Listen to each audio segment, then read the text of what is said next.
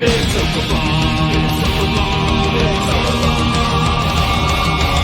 a night in with MauLer and the drinker, getting trashed with the web screen dinkers. A cheap night cause I'm feeling kinda thrifty, got a 10-pack of beers and a bottle of whiskey. Hop up the cork, have a glass of wine, pass me on safe, I'll be fine. Trouble walking in a straight line, but pour me a Pinot Noir. It's open bar with our hosts, MauLer and the critical drinker.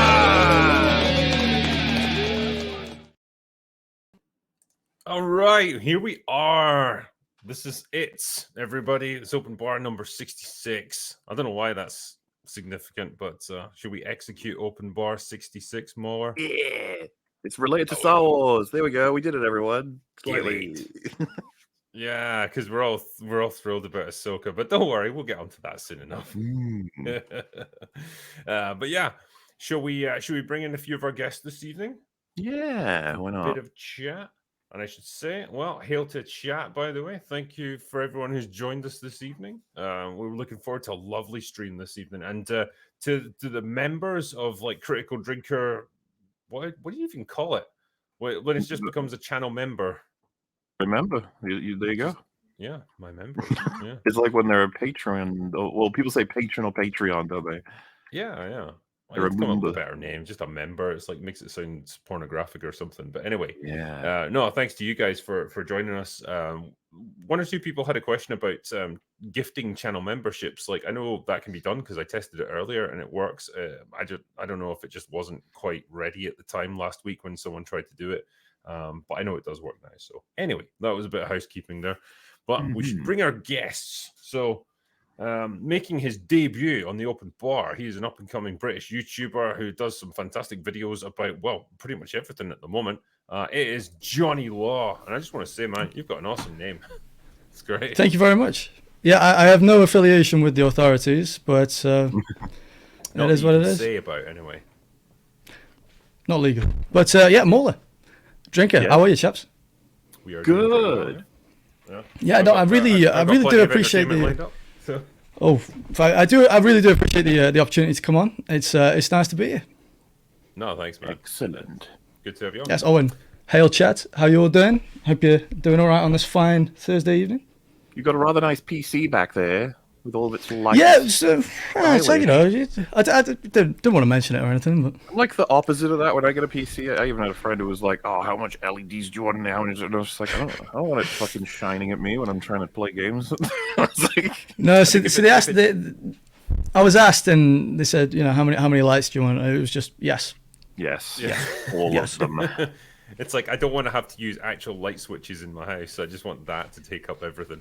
No, it looks extremely cool, man. I like it. It's a very expensive room heater. Yes, I found that myself in the winter. It'd be like, you know, if I just boot up a game of any kind, boot up a game. Ooh, some efficient energy. Well, maybe not actually. I don't know. I don't know if the builds are actually worse or not. Isabel.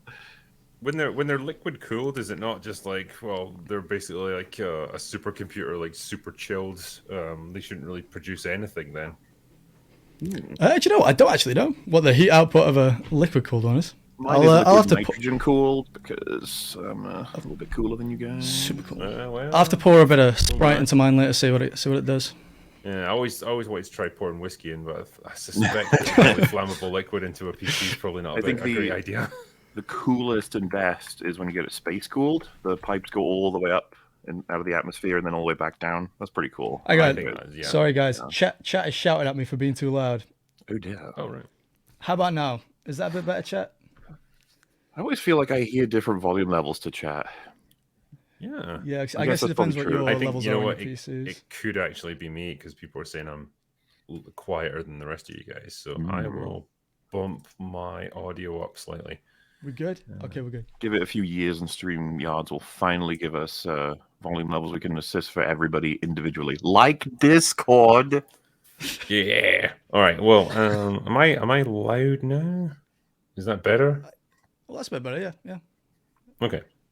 All right. Cool. I'll go with that. Because then chat will like start dicking around with us and be like, I know you need to go louder, down, louder, louder, quieter.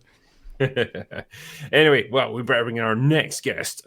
He's been on Open Bar. Gosh, it was a few months ago now, but it's been a while since we've had him on. Anyway, it is Yellowflash. Welcome back to the Open Bar, my friend. It's good to have you back here. Awesome. Excited to be here again.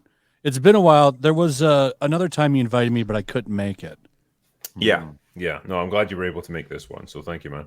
Yeah, appreciate being here. Hello, chat. Hello, MauLer, Jonny Law. Hello. Yeah. Well, I mean, first of all, can we just take a moment to appreciate how lucky we are to have MauLer here? Because I thought he was about to get banned off of YouTube and DMCA'd. The reactors finally came for me. It's been so long.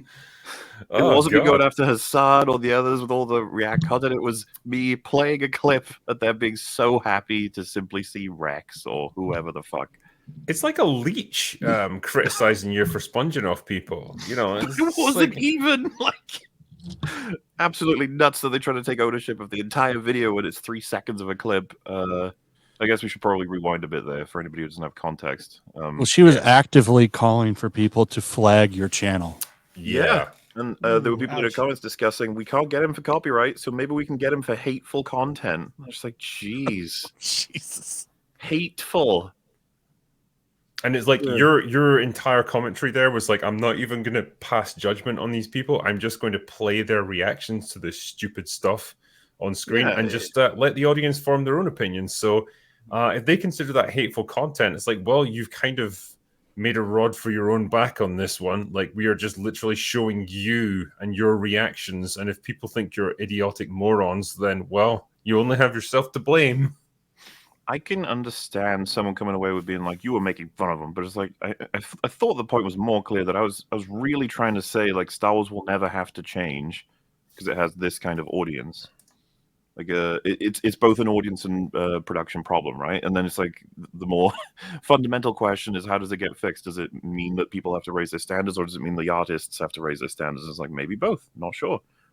Because like the fundamental of getting super excited about any piece of media, of course I'm fine with that. I've done it with myself, like even like crappy media or whatever, because like something like an explosion happens or Arnie says I'll be back. So it's something simple and service level. It's like, yeah, sure, I get it. I refuse to believe you've ever gotten excited about anything in media. I already went over it recently. The Predator killing a bear. I was like, fuck yeah, this is cool as shit. And it's just like, yeah, but you know, was it really that good? It's like, not really, but you know, it's something to enjoy. You know, I totally understand that. It's just that we've got to be careful because Star Wars has become that now. That it's like, what do we do with Star Wars? Like, as Dave said, it wasn't even my words at the end. I got to give you guys a character like Thrawn, and you can play with him for a little bit, like little kids, for a few years. Don't ask me for another toy. I'll give you another toy later. Beer belly Thrawn. Well, was it Robert who said that like he was referencing Star Trek at the time, saying like it used to reference you know, philosophical ideas or classic science fiction stuff. Now it just references itself. Like that's the problem with it, and it feels like that's what Star Wars is now as well. It's like it's just referencing other shows, other movies, characters from previous adventures, and it's like just jangling that key in front of you saying, remember this? Remember how cool Thrawn was? Remember Ezra? Remember freaking Sabine Wren? They're back, and they're here to have another wacky adventure. Like, be amused. This is what all it is now. It can just offer you stuff that happened before, just repackaged. But yeah, we'll go there. We'll get more into this later because we're going to talk about Ahsoka. But yeah, Lady got angry at me for playing a clip of hers, and she asked her whole fan base to try and destroy my channel. And then I said, "What the fuck are you doing?" And then she was like, "Wow, why are you being so mean?" I was only trying to take your channel down. Yeah. I'm just trying to destroy your livelihood, bro. What's your problem? She actually said, I wasn't fully like serious. I didn't report you. Yeah, I just told everyone else to report you. And my 40,000 followers on Twitter is not me. Yeah. Yeah. And then she I don't know said, exactly how many she had, but she had a lot of followers.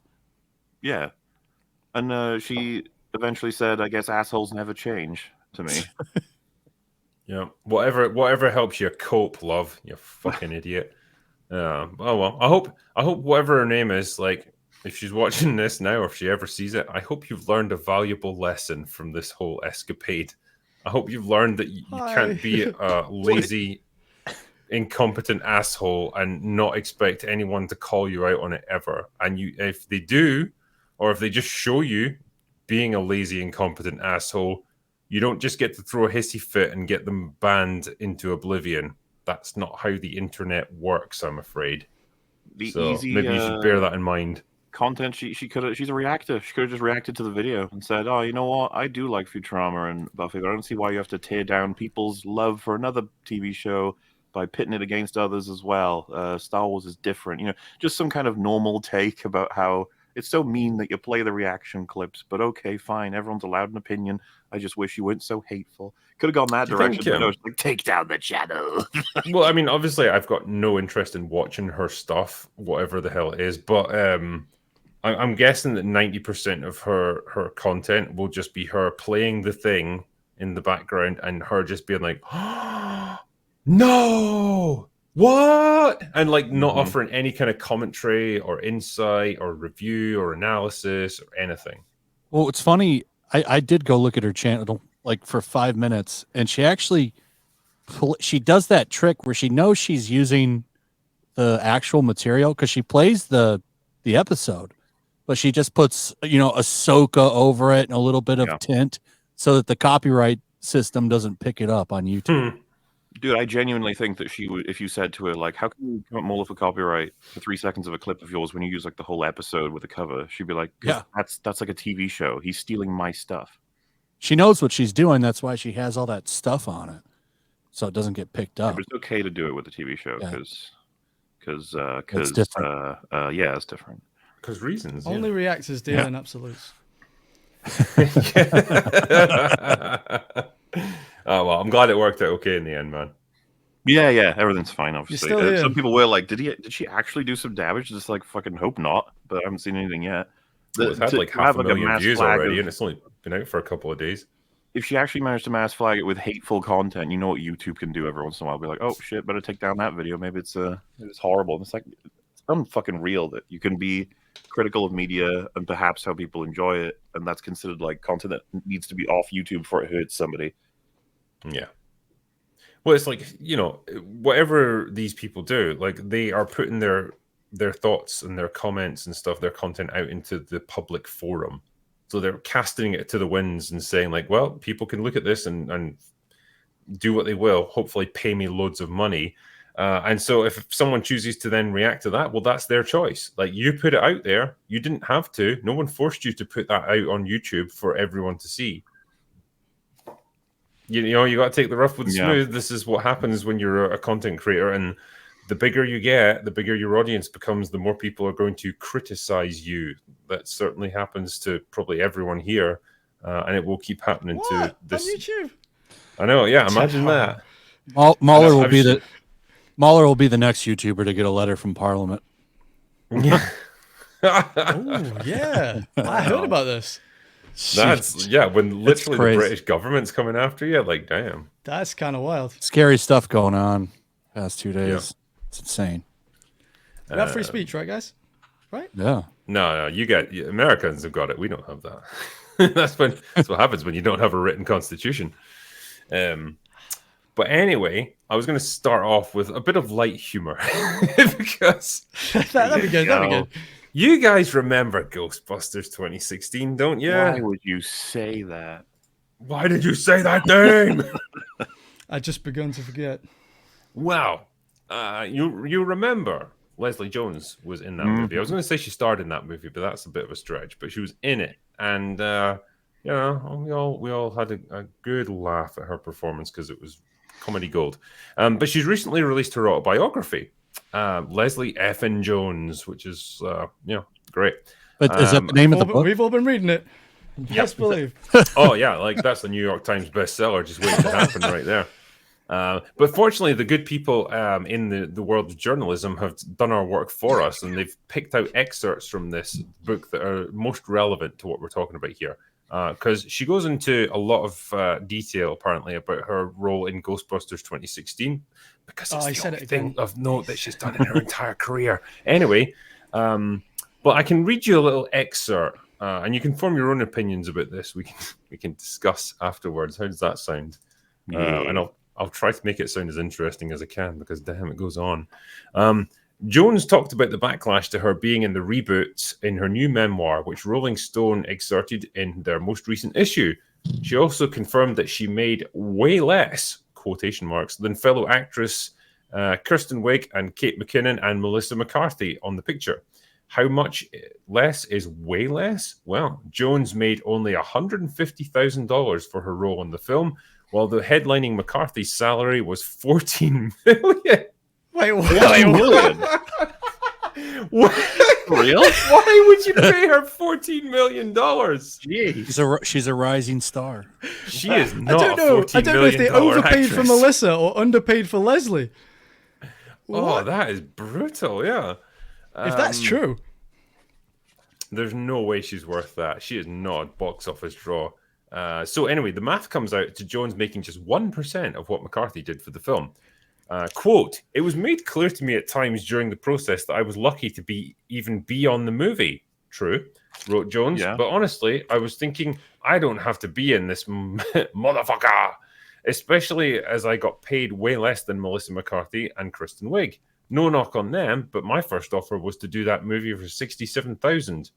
I had to fight to get more, and in the end I got $150K, but the message was clear. This is going to blow you up. After this, you're made for life.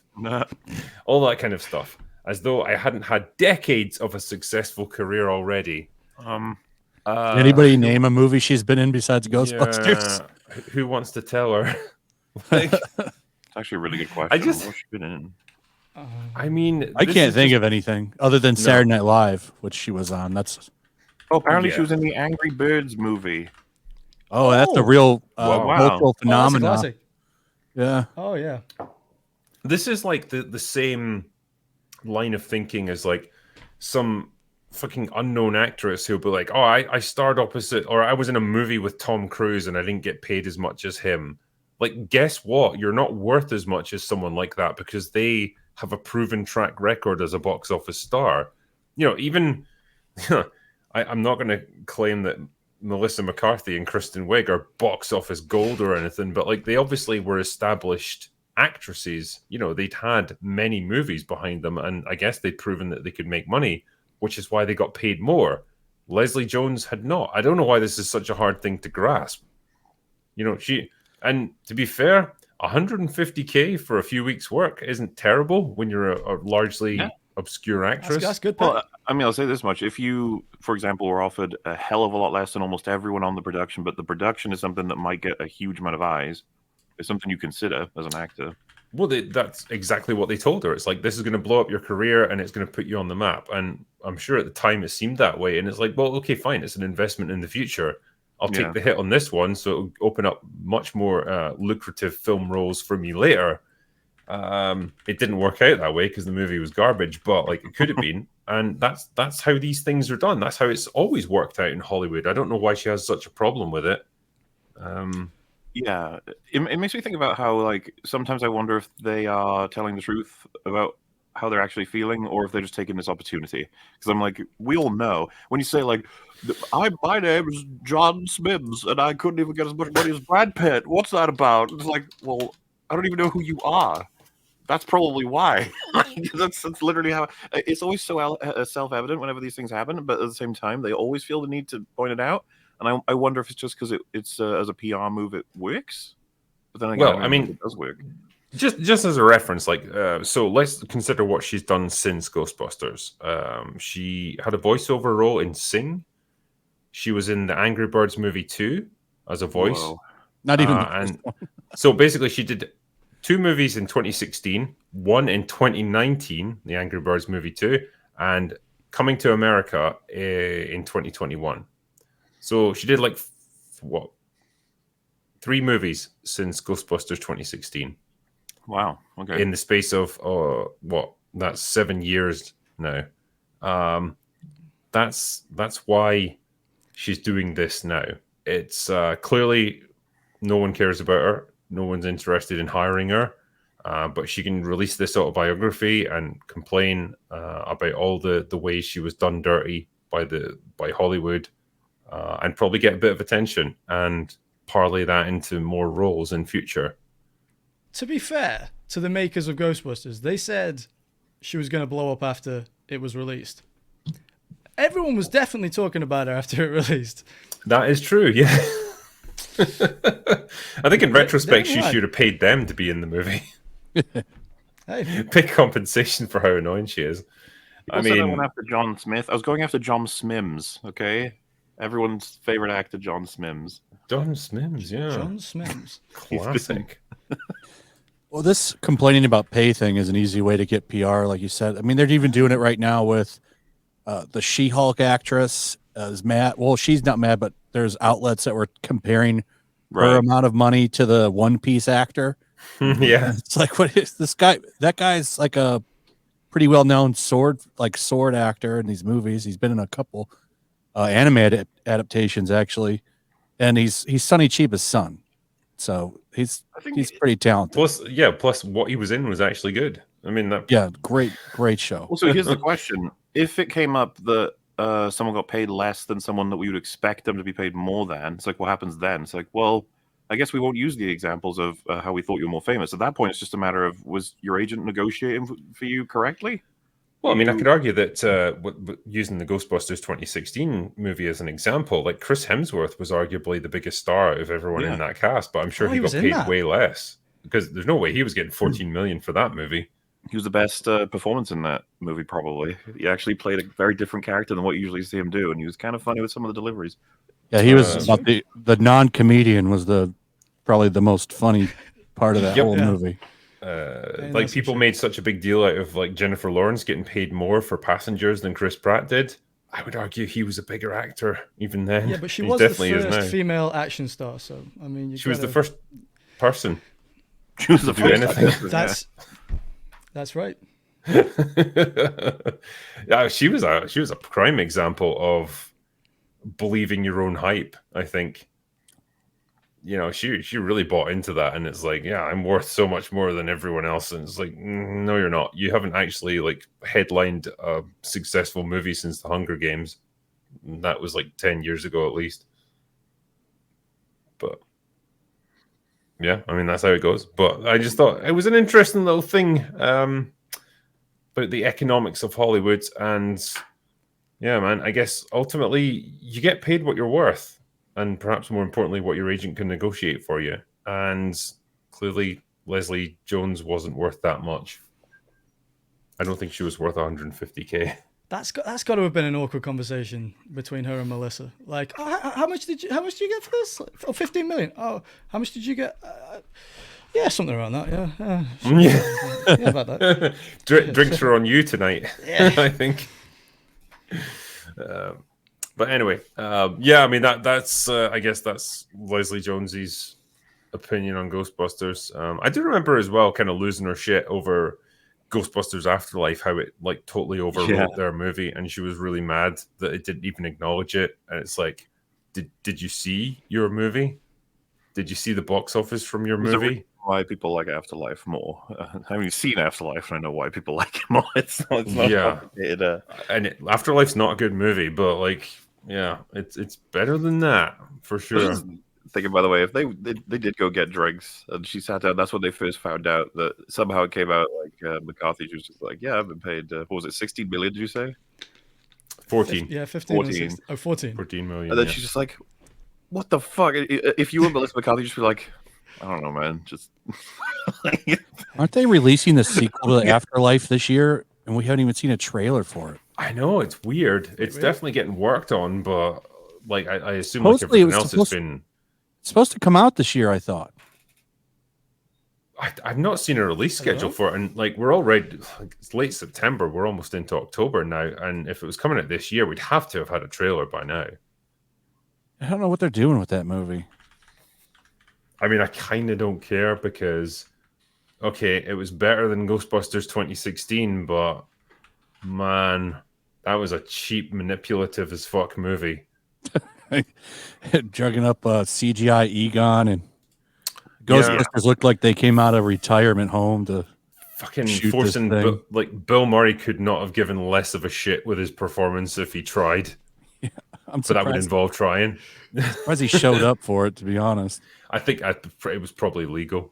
Like honestly, I think he was almost like Yeah, strong-armed into it. Same for He had that look 2016, about right? him. He What's must that, have sorry? signed something at some point that fucked him over because he got dragged into 2016 too. Yeah, I mean, there was when they had the Sony hack and a lot of the leaked emails came out, there was mention of like we can use contractual obligations in order to force him to be in this movie.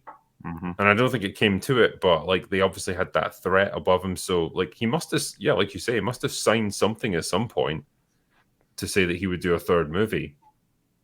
And not only that, didn't they immediately kill him in that movie? yeah, he got Yeah, thrown he was out a in- window.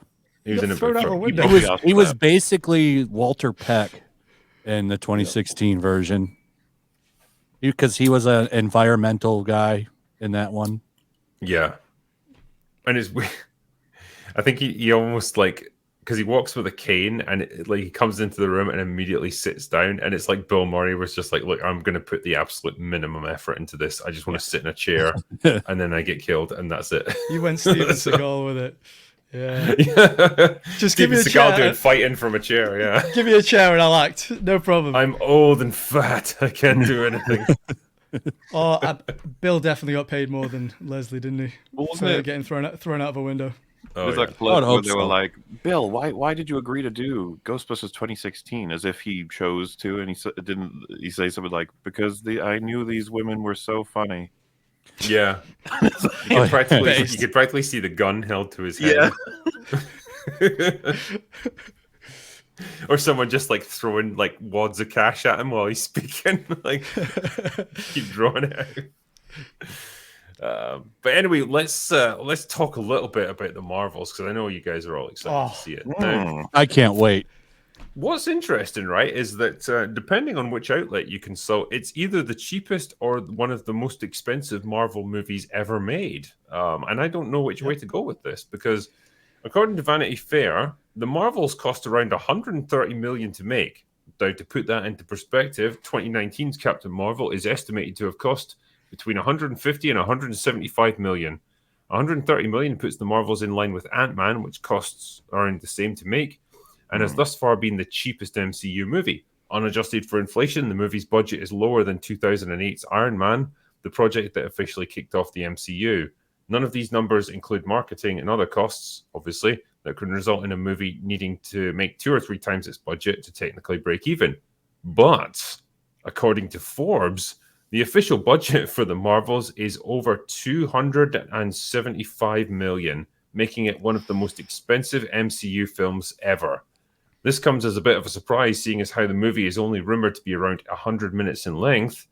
That's not been confirmed yet, but the high cost is likely due to the extensive VFX work that will go into bringing it to life.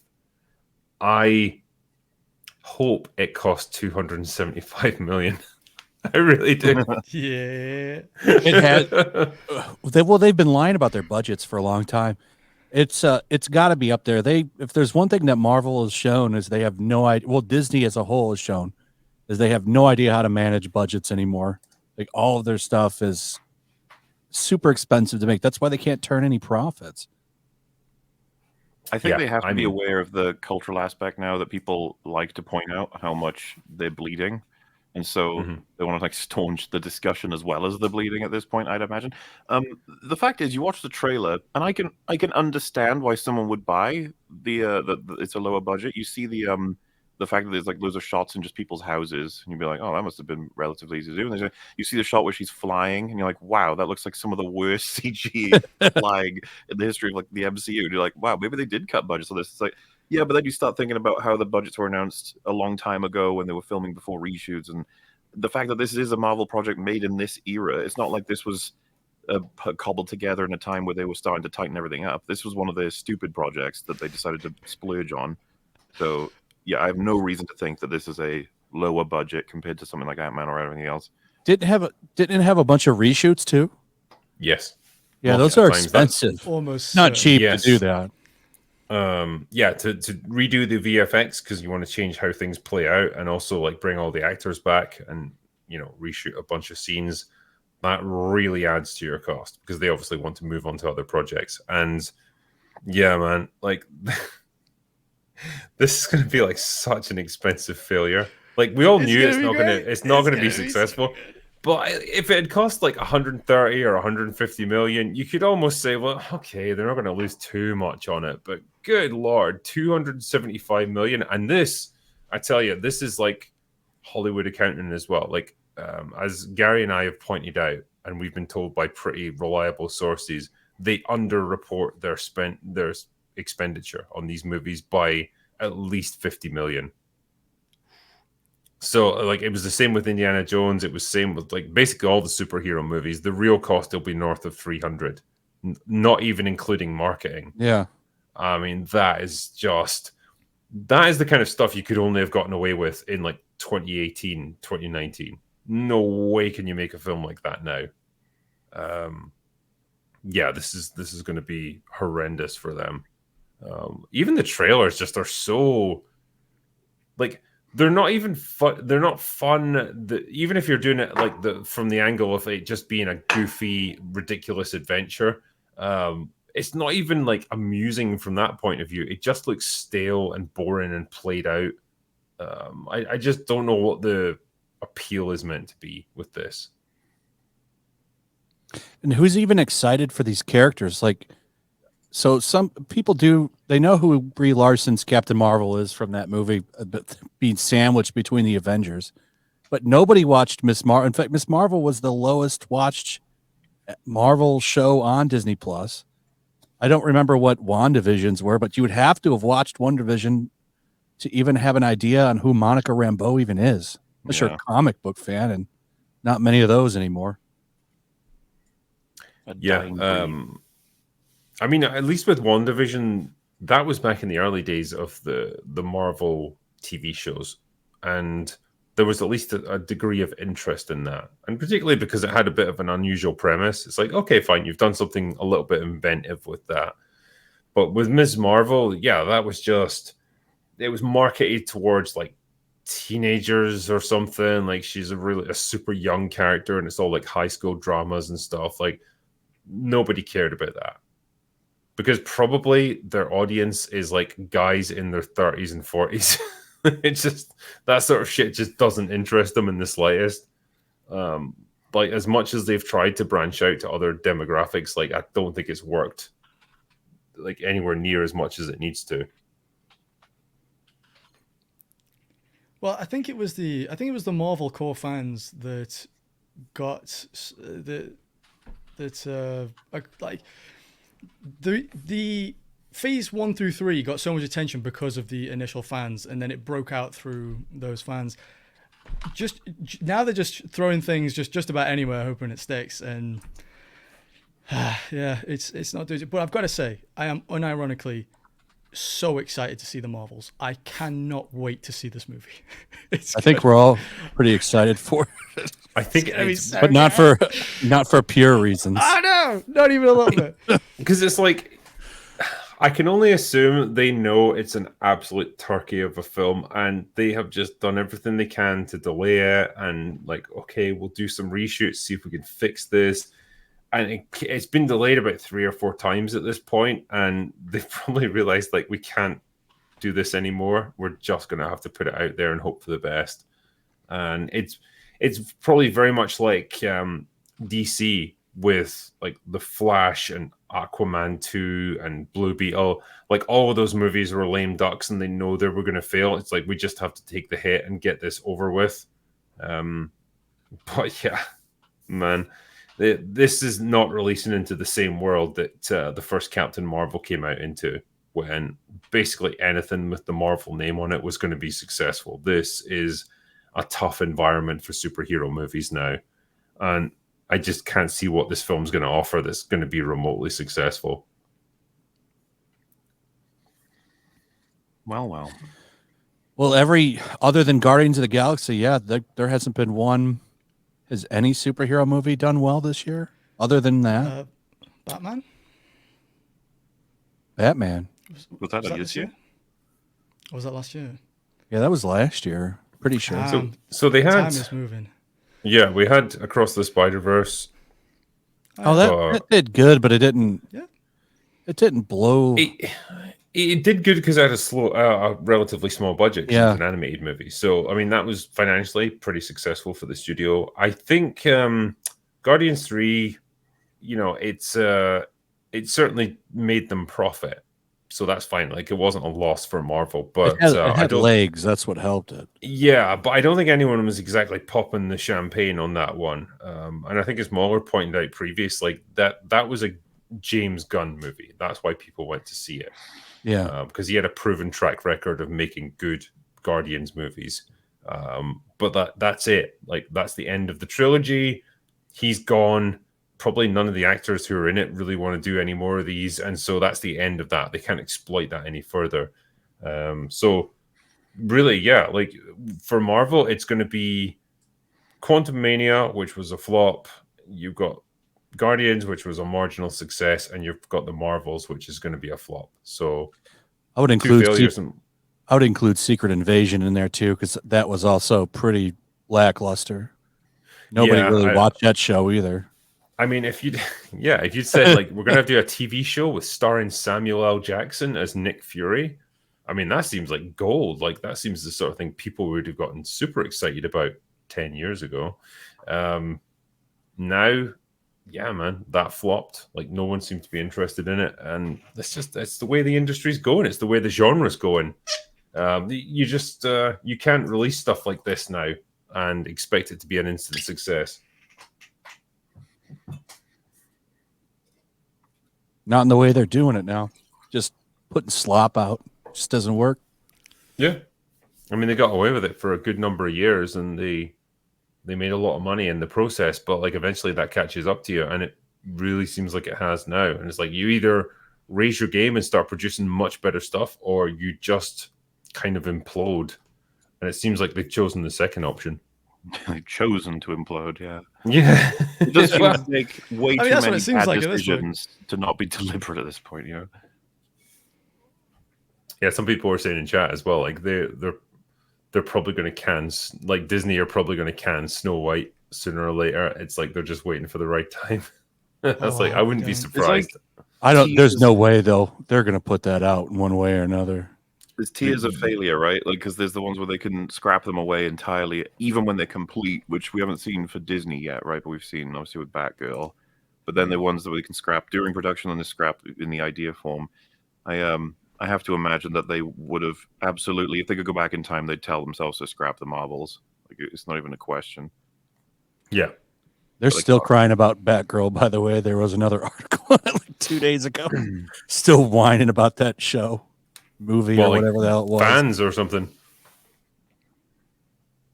No, it's the media is still crying about it. Yeah. They had a meltdown over that. Some congressman over here in America wanted to investigate Warner because of it too. Like, such a joke.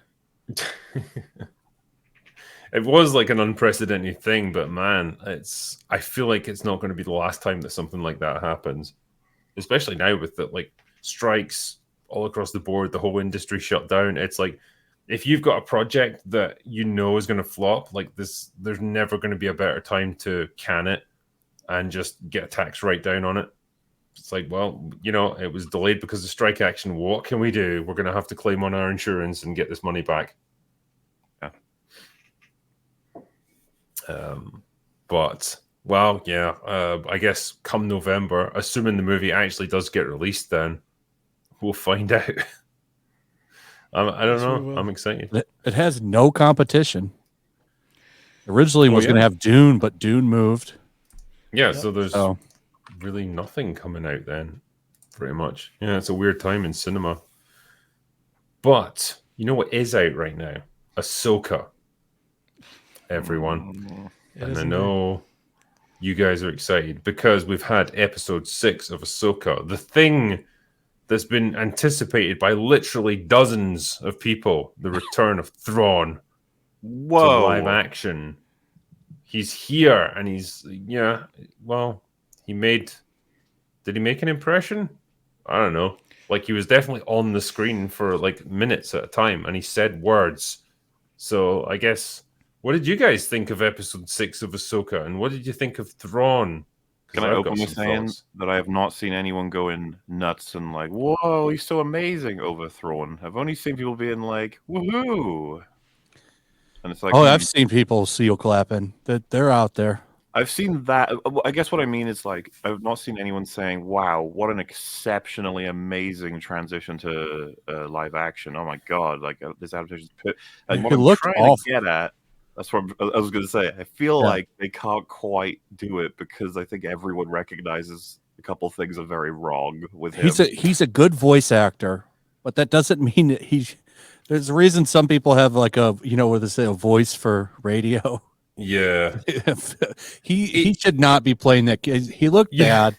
Yeah, you know what he reminded me of was when they did Picard, like Star Trek Picard, and they had Brent Spiner come back as Data, and like he was fat and old, fat. and like they put like a really crappy, like unconvincing wig on him. Like that's what Thrawn looked like. I was wondering why people were saying Blue Data in the chat. I can't take this guy seriously. He's just like so goofy and stupid. His uniform looks like shit. You know, he's fat. He looks uncomfortable. You know, just like talking very slowly with great deliberation doesn't make you like an intimidating intellectual villain. You need more than that. And this show has hyped the shit out of this character. Like, this is Thrawn. Like, he's going to end the galaxy if he gets back here. Okay, fine. Like, so when he shows up, he needs to make an impression because you've really hyped him up big time. And he just kind of waddles onto the screen and just like the first thing he does is pretty much turn to the witches that are there, like the witches of Eastwick, and be like, "So what's going on? Hey, Drake, did you notice the cameo with them? One of the witches. Yeah, I was so sad. Like, no, I could tell. Why, Claudia? Why? You are so hot in Farscape. Do you think they intentionally tried to make him look like Elon Musk, or is this just a coincidence? Because he looks like a blue Elon Musk. Well, so if we can, I was going to say, like, the way he looks. What is the core problem? Would you guys say? Because a lot of people get him for the age. When I think like. There are some actors that are his age that could probably have done a better job. I don't know how old Thrawn actually is. I don't think he. I've seen people talking about how they don't have the same physiognomy or whatever as humans. That so he's like a space alien. So I don't know. They might live like 1,000 years or whatever. Yeah, I don't know. It's hard That's to true gauge too. Let's say, what's the time period between like the start of the Empire and the end of the Empire, officially in canon? Because he's probably like 30, I would say, in Rebels. I think it's about 10, it's like 10 or 15 years. It's not long. Well, I mean, actually, sorry. We know because it's like Luke was born like just as the Empire started. And so he's like 17 or something in A New Hope. And then he's like maybe 25 or something by the time Return of the Jedi comes along. So just a quick question of how much does this matter compared to his... I don't know if anyone knows the species rules. You know, it would be like a Yoda. How old? If a Yoda was like 100, it wouldn't really matter because. I think we all understand like when you're introducing an antagonist into a story, and especially if you've built them up quite a bit, they need to make an impression right off the bat. So either they need to be very physically imposing, or super intellectual, or they need to do something really terrifying. Like they need to be shown to be wielding terrific power. And this show gave us none of that. He just kind of walks around. He relies on the witches to tell him a lot of the information that he needs. Sabine doesn't show the slightest hint of like intimidation or anything about dealing with him. She's just like, whatever, you're just another person I have to talk to. You know, they've got a history, right? Where they do, and like here, you could play on that and have her be like, "Oh shit, Thrawn's here, and I'm face to face with him. This is terrifying because I know what he can do." Again, though, whether it's the actress, whether it's the script, I don't know, but she gives us nothing. And so the first hostile encounter he has, he just comes across as a nothing burger. That's not how you introduce an antagonist like this. They have had a bit of a problem with undermining the threat that the enemies pose. It's like when Ahsoka and crew were flying directly towards the space anus. They somehow managed to survive. Like, it completely undermined any threat that they posed whatsoever. Immediately. And with Thrawn, I mean, in his defense, I guess he's a tactical man. He plays a long game. I guess we might see his genius unfold over the next couple of episodes, but I think we're more likely to see his something fold over his belt, to be honest. Got him. I mean, there's nowhere to hide in that uniform either. Like, again, Oh no! just giving him this sort of cheap looking like white tunic to wear, it just looks so crap. It looks so low budget. It was the same with Sabine's Hera's outfit. It looks like a bad cosplay. Like, I get that you're trying to mirror his look in Rebels, but like when you transition from CGI to live action, you have to make concessions to actual reality, and it's like they just haven't done it. It's a tough one. I don't think it was nailed though, because I thought he was a bit awkward. People are asking, like, what do you think of the delivery though? It's like, the actor, I believe, has gravitas, but you're going to need to give him a good script as well. It can't just be him, which is going to be tough for Dave. Thrawn. Yeah, Mikkelsen. Lars Mikkelsen. Yeah. We're going to need to see more of him, I guess, but his posture struck me as a bit odd a couple times. Along with, as everyone's pointing out, it's just like, seems like he's got a belly on him, but should he? I think Lars Mikkelsen, I don't know if he's got a belly on him either. I mean, he's eating real good out there in the outer rim. Yeah. And I think as well, like the show tries to portray like, well, you know, he's willing to work with Sabine to let her go free so that she can lead them to Ezra. As like some masterful play, like, holy shit, like this guy's smart. It's like, that's the most basic bitch like maneuver ever for a villain. It's like, yes, I'm going to superficially agree to this bargain that you've struck, but ultimately I'm just using you to get what I want. Like, of course he is. Like, what else do you expect from him? And it also makes him so fucking stupid, because it's like Ezra just lives in a village down the road from his Star Destroyer, and he hasn't been able to find him in like 10 years. Like, really, is it that difficult? Yeah, that was a bit awkward, wasn't it? This is the thing. It makes him so incompetent looking. The second he's on the screen, it's like, all right, competence meters are already being noted, and it's like, people have been commenting on the Republic have been pretty incompetent this season. It's like, does it make you think that whoever is in power is just gonna be incompetent because the person writing this is pretty incompetent? Like, that just seems to be the results, because the Empire was considered super incompetent in the sequel trilogy or First Order, whatever. I don't know, man. Like, it's so, like, when he was like, yes, let her go, give her all of her armor, her blasters, her lightsaber. And I was like, do we ever remember how fucking valuable lightsabers are? Why would you ever give that back? It's like, you can go find them without it. They don't even want her alive. You have to go on a mission to get the crystal and do like rituals for it. They're hard to make, those things. They just toss it back. It's no big deal. Like, again, like as he points out, like, why would you even care about Ezra at this point? Like, your objective is to get back to your own galaxy so that you can take over and dominate the entire galaxy. You can leave Ezra behind in this one, and he will just die of old age eventually, and it doesn't matter. I think they wanted us to not think too hard about it, and to instead interpret it as like, oh man, look at these 40 chess moves. Because he's like, yes, you can go after Ezra, even though both of you will be abandoned here. Mwahaha. And then it's like, what about the mercenaries? It's like, you can go after them, because when she finds them, to make sure they die, it's like, they'll die anyway. It's like, yes, but I don't care if they die, if all of them die, or if none of them die, because I'm okay with the mercenaries dying, so everyone could die. You're like, what's your plan? I'm getting a little lost at this point in terms of what you want. This whole thing is ridiculous. You're still playing checkers, MauLer. He's playing 5D chess. Yeah. 5D chess. There was what was it as well? When they arrive at this planet, right?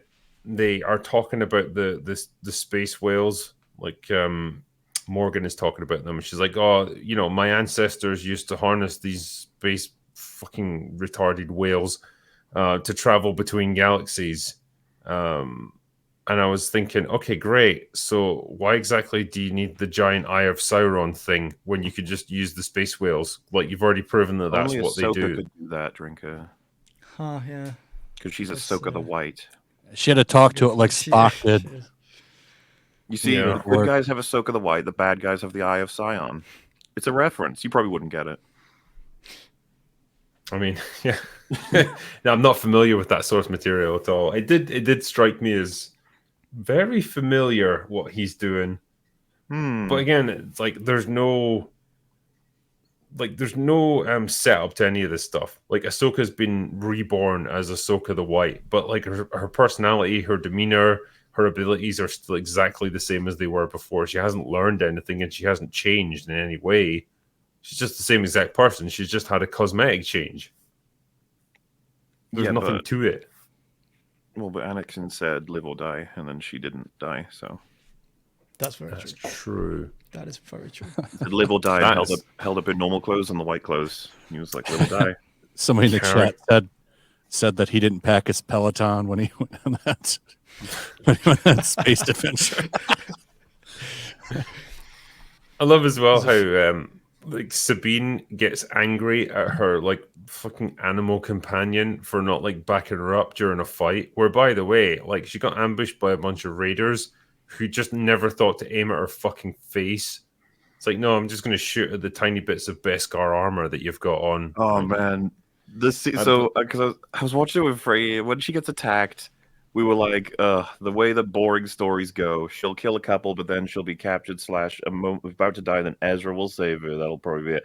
How wrong we were. Oh, God. Oh, wow, no. That would have been a bit better. No. MauLer, you don't understand. Ezra could never be allowed to save her. And you know exactly why he couldn't be allowed to save her. It's so funny that my brain still works this way. I saw the setup. It's like she's in the middle of a huge group of people with blasters, like, so she's fucked. Like, how is she going to win this? It's like, well, I'll tell you how she wins it. Every single shot hits her armor. That's how. Yep. And she can't even get saved by a fucking animal. She's that badass. And then she has to have a rant about it later. It's like, this is like ranting at your dog for not like helping you out in a game of chess or something. Like, it doesn't think in those terms. It's like ranting at your dog if you met your dog about 30 minutes prior. Yeah, exactly. Yeah, it's like, it's got no bond with her. It's not even like, as far as it's concerned, like, she's like a slave driver or something that's just taking trying to control kill us. of it. Yeah, I'm gonna run. Yeah. The lightsaber part of it was so awkward as well, swinging around like the baseball bat thing, and most of the guy who's hit by it was like, I'm running away now. Like, it's all so fucking stupid. And then when she gets reunited with Ezra, it's like the most, you know, I can imagine if you're a fan of Rebels and you've been waiting for this reunion for years, like, oh my God, like, two of my favorite characters finally get to see each other after all this time. And it's literally just like, we swap some really boring generic banter and then hug each other. And like, she still won't show any fucking emotion. What is wrong with this character? Also, is she just legit a droid? I got Janet vibes when he was like, you know, oh, where's everybody? How'd you get here? Just tell me context. She was like, not right now. And I was just sitting there like, what do you mean? You need to tell. This is urgent. They're about to abandon you. I can kind of get where she's like, yeah, I totally fucked over my friends and betrayed the entire galaxy just so I could get here. But it's like, you really need to tell him something about the general situation, even if you don't tell him your part in it. Because, like, if I was him, I'd be like, no, like, I want answers now. This is, like, pretty major stuff you're talking about. You're here in a different galaxy. How did you get here? Why? What did it cost? The Balin scenes were absolute blue balls. Every single time he talks, I'm like, oh, interested. No, we're done. Never mind. He talks about like the Jedi Temple growing up, what his opinions are, and it literally is like 1 or 2 lines every time. I'm waiting for more on him because he's the only person I care about. Yeah, it's Raul Julia in Street Fighter. That's all he is in this fucking show. An actor who's way better than the role he's been given, and like, he's trying to work with the shit material, and it gives the illusion that there's something significant going on, that like there's real gravitas to it, but it's like 100% performance. It's not like the actual material here. Such a shame. I love that movie though. Yeah, I mean, I do too. I'd watch that way more than Ahsoka because at least it's actually fun. This is just so And also, crushingly boring. Well, it's what really gets me is let's do nothing. Let's just put Ahsoka on screen doing nothing because she's sensing things with the Force. This justifies her just standing around saying nothing. This justifies there being no dialogue. So in episode 6, episode 5, sorry, when she's she picks up half of the map and she's sensing what happened between Sabine and Thrawn. Not Thrawn, sorry. What's the 6'5" Giga Chad called? What's his name? Balin Skull. Yeah. Oh right, okay. It's but the thing is, and then she stands there for a good 3 or 4 minutes, just recalling the conversation we'd heard in the episode prior. It's like that can be a bit more. We've just heard this. This can be a bit more concise. But no, she's using the Force, so it's okay. I thought it was lame as hell that they almost set up that there was going to be some conflict based on him having given his word versus the others wanting her dead. Oh, yeah. But we didn't do that. We instead reveal that Balin is like, lol, I did give her my word, and I will let her find Ezra. Then I'll fucking kill her. And it's like, oh. Oh, you dirty dog, Balin. Got him. That to me is so much more boring. Also, the fucking prison cell scene. I was like, okay, we got some opportunities here because you could play Sabine, like, instead of, like, subvert you a little bit. Instead of it being like, we had a deal. Why have you put me in the prison? Me. She could have instead been like, thank you, by the way. And Balin could be like, for what? And she'd be like, for keeping me alive. This is better than death. And then he'd be like, interested for a second, just because it's like, you like your new situation. And she's like, if anything can bring me closer to my friends in the same way, just get them back into talking about both of their goals instead of being like, I tell you let me find Ezra. It's a nothing scene. We already know all that. We know you're sad and you want to find Ezra. We know that he feels fun because he managed to achieve his goals or whatever. And yeah, I was hoping that maybe when Thrawn arrived that he'd be like, execute her, and then Balin would be like, stop. And it would be like, oh shit. Like Thrawn, Balin is trying to stop Thrawn right now, who's been introduced as the new big bad guy, and then he dislikes him already because of his Jedi history. And I was like, oh, we can build that right up and have them actually have some significant conflict. And I was thinking, imagine how interesting it would have been if what's her name, Shin, if she got so aggressive in a back and forth with Sabine that she tried to kill her herself, and Balin actually had to stop her.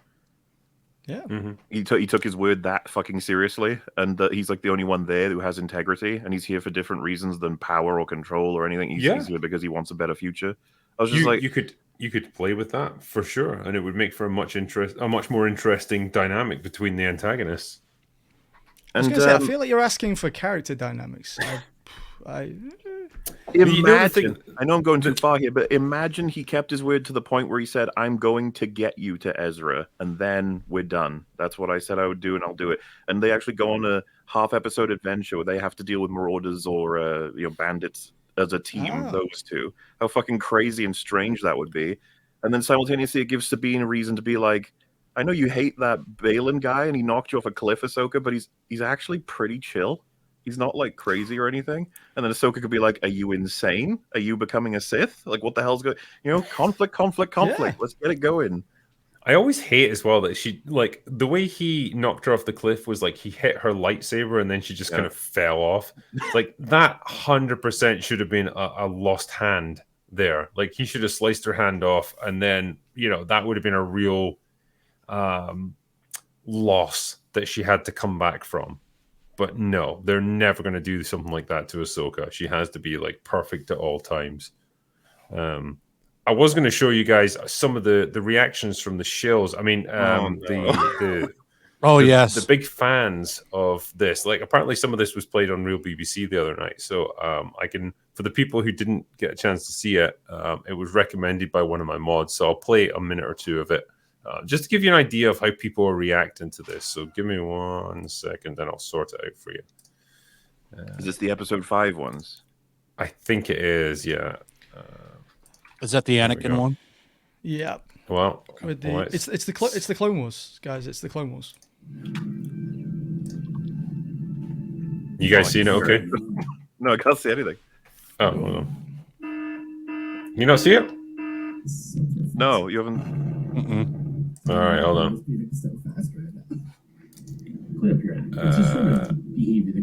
There we go. I'll put it back to the beginning. It's because this is a YouTuber called Grizzy who makes these compilations. He's Yeah, got one yeah. out for episode 6 recently. Oh, has he? Yeah. I can link you. Oh, hold on then. We'll you'd, do that one because that's happy to see our reaction to whatever. Why was Chris there Hansen? it is. Yeah. Why was Chris Hansen? I think it was because everybody was so happy to see young Ahsoka, which was that makes sense. Take a seat. Take a seat. Here we go. So yeah, I will share. Oh, did anyone else cringe the fuck out of their skeleton when all of the stormtroopers were going Thrawn? I was like, no. We didn't need the fucking stormtroopers saying Vader or Emperor Palpatine. Woo. Wings of Redemption. Yeah.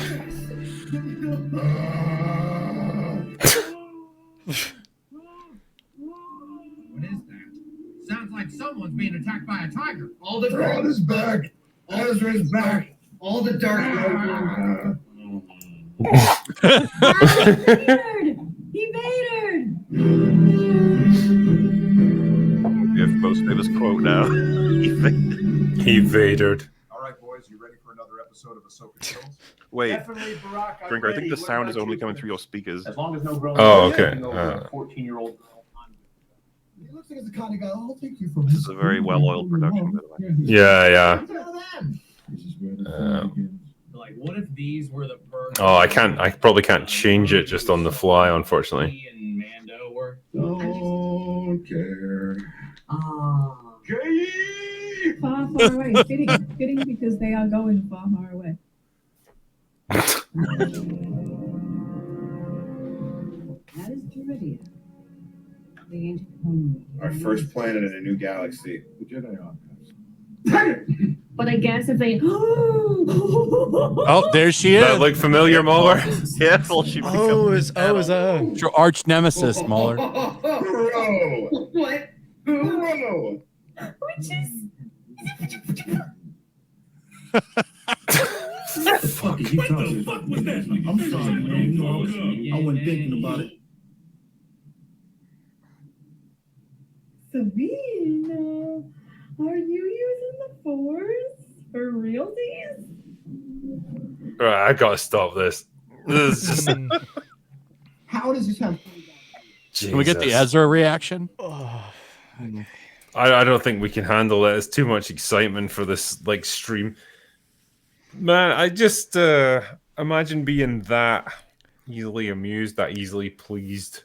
I tell you what. Let me play devil's advocate for a moment. I think if I can find any way to justify the excitement for the show and what's going on, I think maybe, compared to the movies and the video games, I think that the animated shows have not quite seen the accolades that other Star Wars media has. And I think that a lot of people who obviously spent a long time watching Clone Wars, it was on, it started about, 15 years ago now. I think a lot of people are seeing this as,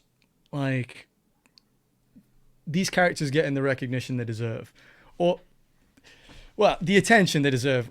Whether they get in the show they deserve, that's another question. But I think I get why people are excited, but it is kind of sad to see people just getting caught up by the member berries. It is. There's more to it. They could do so much more. It's consumers. It's literally just consume product. With these people. A lot of people talk about standards. It's to try and do this in the least, aggressive way possible. It's just if you give this a 9 out of 10, okay, so we take the same episode and we cut out all of the fat and add in loads of character. Does it become a 10? Then it's okay, but what if we make it even better than that? We push every single aspect of storytelling to absolute top, and it's that's a 10, 11. And it's this is what we mean about scales. When you rate what we currently have as a 9 or a 10 out of 10, which plenty of people do, it's just why would there be any improvements? And then what happens when there are improvements? You give it the same rating, pretty much. So it just it's just no encouragement on the end of the artists to do anything else. It's like they love it when we have a big crowd chanting Thrawn, and then he says, "Hello, I'm Thrawn." Blah. And to what degree do you think that it's like people are scared of? I think a lot of the contemporary Star Wars fans are scared of contemporary Star Wars fans. I think that a lot of them don't want. They want to, like, it's easy to appear as though you enjoy the show because, oh, look at all the characters, you remember them, right?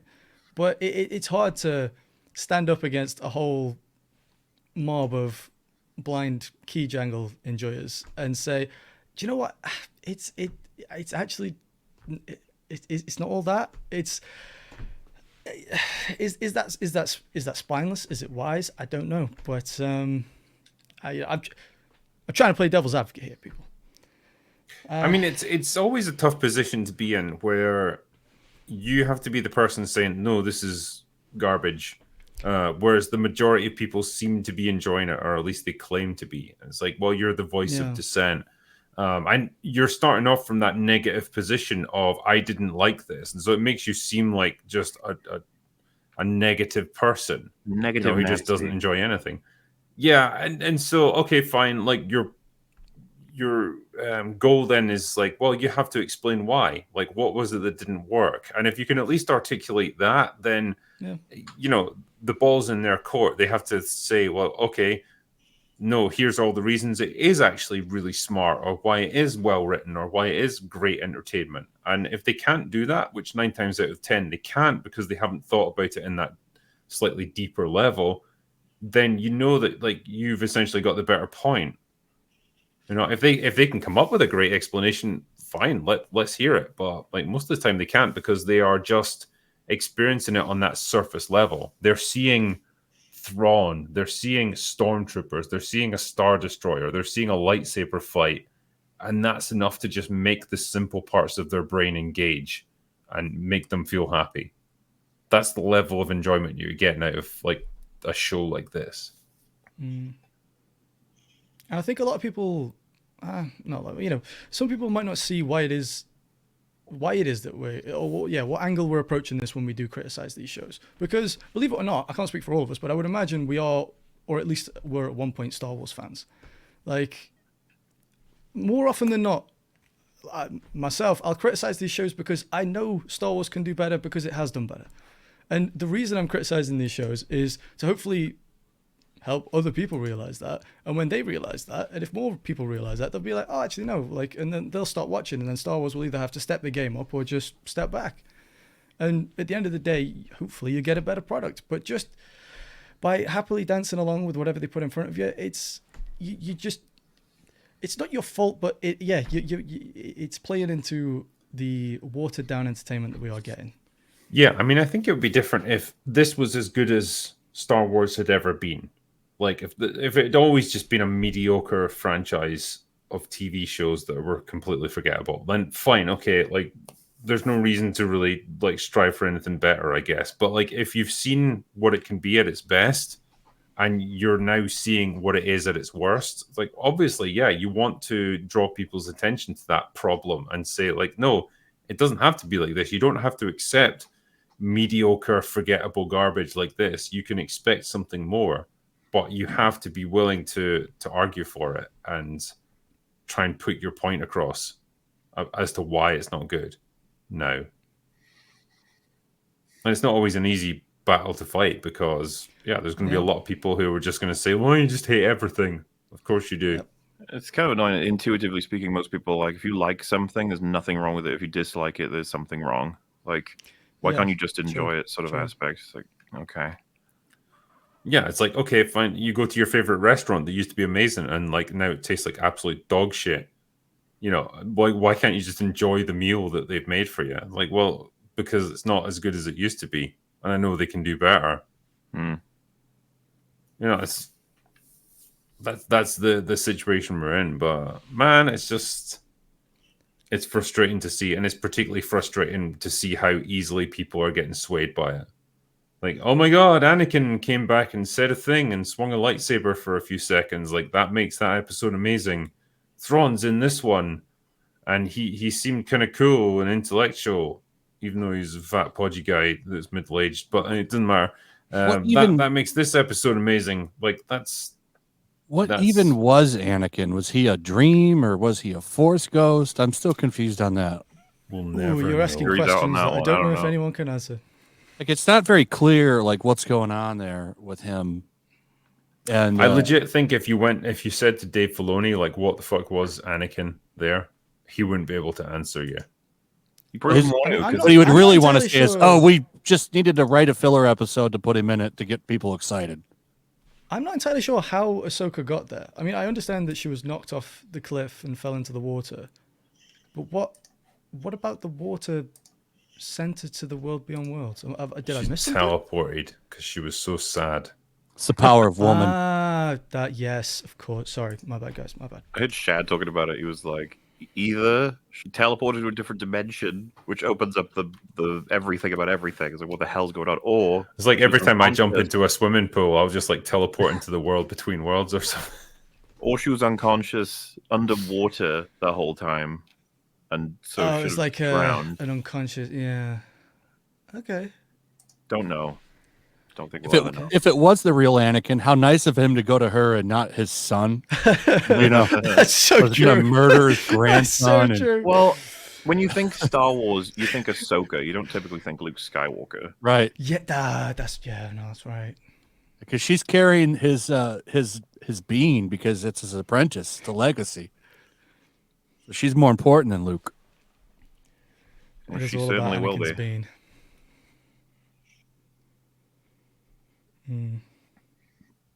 But on a slightly lighter note, can we talk about how if they ever make a movie about Elder Scrolls Oblivion, Morgan Elsbeth will make the perfect NPC. She looks and talks just like, I mean, unfortunately I can't pull her up on screen, but if Google Morgan Elsbeth and tell me she doesn't look like she belongs in Oblivion, it can't just be me. Look the same at every single screenshot you'd have of her. And what is Morgan Elsbeth's character? Who does she like? What does she care about? What is she motivated by? I have no idea, but her satirical delivery, like this sort of kind of persona she has, is hilarious. I'm Morgan Elsbeth. I'm evil. And also, boys, she feels like a stepping stone to Thrawn, but I don't know what's going to happen next with her. You know, am I the only?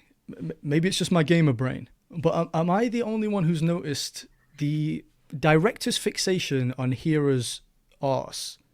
Am I the only one who's noticed this? If you watch every single scene with Hera in it, will either start with an ass shot or she'll turn to the side and give you an ass shot. I put a compilation. I put a compilation in one of my latest Ahsoka reviews. I mean, she completes the ass shots pretty effectively, I'll say. You know, not too bad. No, I did notice that. Says, mild booty. Yeah. Indeed. This is like, when you're wandering the desert, like even a muddy pool seems like vintage champagne in comparison. Like, you got to take what comes in Star Wars these days. And okay, we've got like cheeks. Yeah, we've got like a 40-year-old woman in a completely inappropriate outfit that looks like bad cosplay, but you know what? It's halfway decent. Okay. It'll do. At least she's a good mother. She doesn't put her son in harm's way at all. Take your son to war, eh? Yay. What is legit? What is the point of Hera in this show? Because as far as I can tell, she has accomplished absolutely nothing as a character. She doesn't have an arc. She doesn't do anything that influences the plot or the flow. She doesn't of have events. an arc, but she does have an arse. She does, yeah.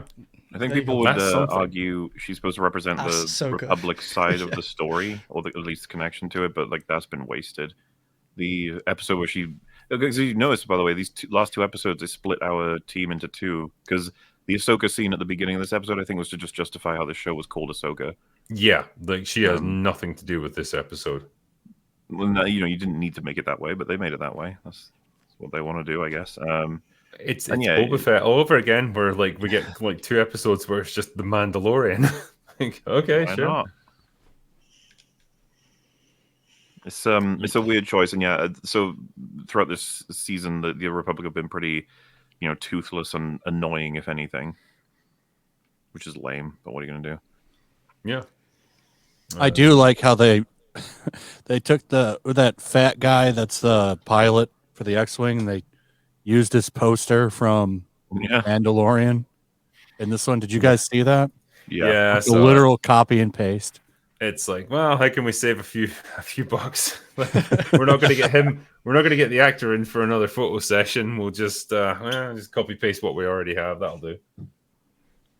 It's just how they make these things now. There's just no, there's no real, Pizzazz. like, yeah, there's no energy behind any of this. Like, that opening scene between Ahsoka and Huyang, or whatever the fuck his name is, that stupid Huyang. droid Yang. thing. Yeah. Huyang, that's it. Why can't you just give him a number like all the other droids ever? But anyway, he's like, yeah, I've got the complete history of the galaxy. You want to hear a story? There's just this really long moment where she No. stares out the window and just goes, no. Fucking cinema, boys. Big Star Wars. They said it couldn't be done. Good lord. You know, you can write compelling dialogue where it's just two characters sitting at a table talking to each other. This is just whatever spectrum that's on, this is at the opposite end of that. I don't know how Dave Filoni has risen to the position he's in, but man. Next 2 episodes, something will happen. Get excited. I mean, genuinely, does it not feel like this show still hasn't really found its narrative thrust? Like we're still sitting around kind of waiting for stuff to happen. And we're still not there. I mean, they made it so that the whole season builds to Thrawn getting back to the Star Wars galaxy. Like, that's going to be the big payoff. It's like, we could have done that in the first few episodes, but this is what you wanted to do. Okay. I mean, I did hear as well, and this could be complete bullshit, but I heard rumors that these witches that are on this planet, like, they are going to cast a spell which is going to nullify the Force, and only witchcraft is going to be the only means of magic in season 2 of Ahsoka. What? That's what I heard. Okay. What? Yep. Yeah, no, that's and that's so retarded that I think it's probably true, because this is what Lucasfilm does. So their objective is that they are going to be the sole power in the galaxy, because no one else can wield the Force, because it won't exist anymore. Essentially, it's only going to be their witchcraft. So it's going to be like fucking Scarlet Witch all over again. But what about no, though? That's a good point. I mean, no is definitely a thing to consider, but I don't think they're going to hear that word. Yeah, I don't think people at around Disney have heard the word no too often recently. Yeah, And nobody have they heard the word bankrupt. Nobody at Lucasfilm has heard the word no, that's for sure. Yeah. Anyway, well, that is the Ahsoka. Ahsoka. It's becoming more and more of a slog to get through every episode. Like, literally, I watched this episode today just because I was doing this stream tonight. It's like, well, I need to be up to date with Ahsoka. It's like kind of like brushing your teeth or wiping your arse or something. It's just another task you've got to do each day. It's like homework. Pretty much, yeah. It's like I would not be watching this if we weren't covering it, and it's of something somewhat of an interest for people. But yeah, apart from that, my favorite moment was when Ahsoka the White told the Star Whale to show her the meaning of haste. That was it's just peak Star Wars. Peak Star Wars. Peak Star Wars. Like, Disney Star Wars has gotten me to the point where I almost hate the brand. Like, it's almost got me like not even caring about the original trilogy anymore, because it's just destroyed it to I don't think you can ever repair this franchise. The damage that they've done to this franchise has been catastrophic. I like to think of it as Star Wars and Disney Star Wars. That's my copium. I think so, yeah. You can separate them in your head and just say, like, look, this whole thing ended with Return of the Jedi. And that's it. You know, we got Jeremy the prequels. Shit Clown Wars. What's that? Jeremy would say, like, the categories shit Clown Wars is kind of the era we're in. Yeah. That's That's I don't pretty think much he's what we're watching it dealing with. anymore, even though he watched the Clone Wars and Rebels, right? I mean, he did. I didn't. No, I didn't either. Never really cared. Yeah. But hey, we've got Rey movies to look forward to. We've got like a Filoni movie that's going to tie up all the Mandalorian stuff. Apparently, It's basically going to be Star Wars Avengers. Yeah. Because they're going to bring in Boba Fett, the Mandalorian. Let's get CGI Luke in there too. Can you guys comprehend how monumentally shit that film's going to be? What?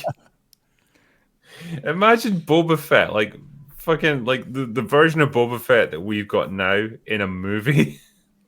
God. You know he's going to be in there because that was basically the pitch for his movie was Star Wars Avengers, taking all the characters from his little shows that he's done and making it some big grand like Avengers movie. It's going to be like the Defenders with Jessica Jones and Daredevil and all that stuff, but just with more money involved. But it's going to be the same level of shit. Oh, that show was awful. Yeah. That's why I never watched season 3 of Daredevil because I didn't want to watch that. But it was at least born from some halfway decent shows. Like Daredevil was good. Punisher was pretty good. Even Jessica Jones season 1 was pretty good. Like we don't have anything to base this off. Like pretty much everything they've put out that's going to be the foundation of this movie will be shit as well. So sure. Yeah, good luck, guys. You're going to need it. I'll say. On the plus side, though, Hollywood has been on strike for the past 4 months now, I think. The longest one in history. Yeah, right? so it's been since May that the writers have been on strike. So it's been a long time. But apparently, they're getting close. They're getting close to coming back because I know we're all excited by the quality products that Hollywood writers have been putting out recently. I can read you just a little bit of this article from The Guardian, so you know it's good. Negotiators for the striking Writers Guild of America and Hollywood studios are set to meet again on Thursday to try to resolve a nearly 5-month standoff that has disrupted film and television production. The WGA and the AMPT, which represents Walt Disney, Netflix, and other media companies, held talks for the first time in about a month on Wednesday. Early on Wednesday evening, the two sides issued a joint statement saying simply that we've both met for bargaining today and we'll meet again tomorrow. So apparently, and to help to spark a deal, the meeting was attended by Bob Iger, Ted Sarandos, Donna Langley, and David Zaslav. So kind of interesting. I think the fact that they're actually having meetings again today suggests that it's been productive because from what I'd heard, if they hadn't gotten anywhere, then they wouldn't even be meeting for further talks today. It would have just gone back to another month of stalemate. Mm-hmm. So it seems like they're kind of making progress towards doing a deal. I was going to say, has any substantial ground been made on either way? I think the big sticking point has been minimum number of writers in the writers' room. That was one of the stipulations for the WGA. They wanted a certain number of writers that were going to be in the writers' room for every TV show going forward. And that just basically means, just more jobs for more writers. Like, even if you're sitting in the corner just like shitting your pants, you're still in the writers' room, and so you can get your name on the credits and you've contributed towards that production. So it's just basically jobs for people. Okay. It sounds terrible to me because, like, I don't know, as a writer myself, the idea of having to work with like a dozen other arseholes to come up with like some kind of cohesive narrative thread, it seems almost impossible. It's like, well, they're all going to have their own ideas. How do you get like any kind of like streamlined vision? I suppose it seems like you're just going to end up with design by committee stuff. Has the number of writers ever equated to the quality of the product? Has that ever been a thing? Does it matter how many people are writing something? I think the general rule would be, unless it's comedy, Like, because I can understand, like, you want to bounce Yeah, ideas off each other and stuff with sketches and things like that. Like, that perhaps makes sense. But if it's just, like, say, some drama or whatever, like a TV show, a movie, the more writers you have involved, probably the less cohesive the end product's going to be, because you're going to have so many conflicting ideas. Everyone's got their thing they want to get in there. You're not going to have room for all of it. And it just seems like a terrible idea. I wonder where they're at on the AI thing, because that's another big sticking point. Yeah, Too useful for Hollywood to give up AI, I think. I'm pretty sure the AI can put out a bunch of slop like most of those writers can. So, I mean, I've heard theories that like what they want is a system where you've got the cream of the crop in terms of human writers who are actually good at what they do, which is about 5% of like the writers in Hollywood now. They're the ones who get to keep their jobs. The AIs can like spit out a baseline script and they will polish it up, sense check it, and like make little improvements to it. That's, I think, what the studios want. The writers obviously don't want any of that. There might be loopholes too. Like, oh, we will definitely not use AI, and then it's like, you just used it here. It's like, no, this is compact AI. This is different. It's this is revised AI, where we come in after the AI randomly generates something. Well, or like the AI spits out a script, and it's like, well, this script was written by this hot new screenwriter, John Smith, #1. John Smims. Yeah, John Schmidt. Or something. You don't even have to tell them who made it. It's just like, well, he's got promise, but we need you guys to cast a critical eye on it and see if you can polish it up a little bit, make it more human, perhaps. There's a million different ways around it, I suppose, but like they I guess want guarantees that they're not going to be completely superseded by AI, which kind of makes sense. But like, if it can do it better than they can, you have to wonder how valuable they actually are. Well, in a way, and then also, I might be wrong, but if AI were to really start taking over writing positions, would that not start to further separate the bad from the good writers? Would the good writers not really start to shine through at that point? Because that's the thinking, yeah. Because AI I mean, I've just heard can't pick up on nuance and reference, and it doesn't understand fandom. And well, I mean, maybe it does. Maybe I'm underestimating AI, but I think that. I don't think that AI could supersede a talented writer.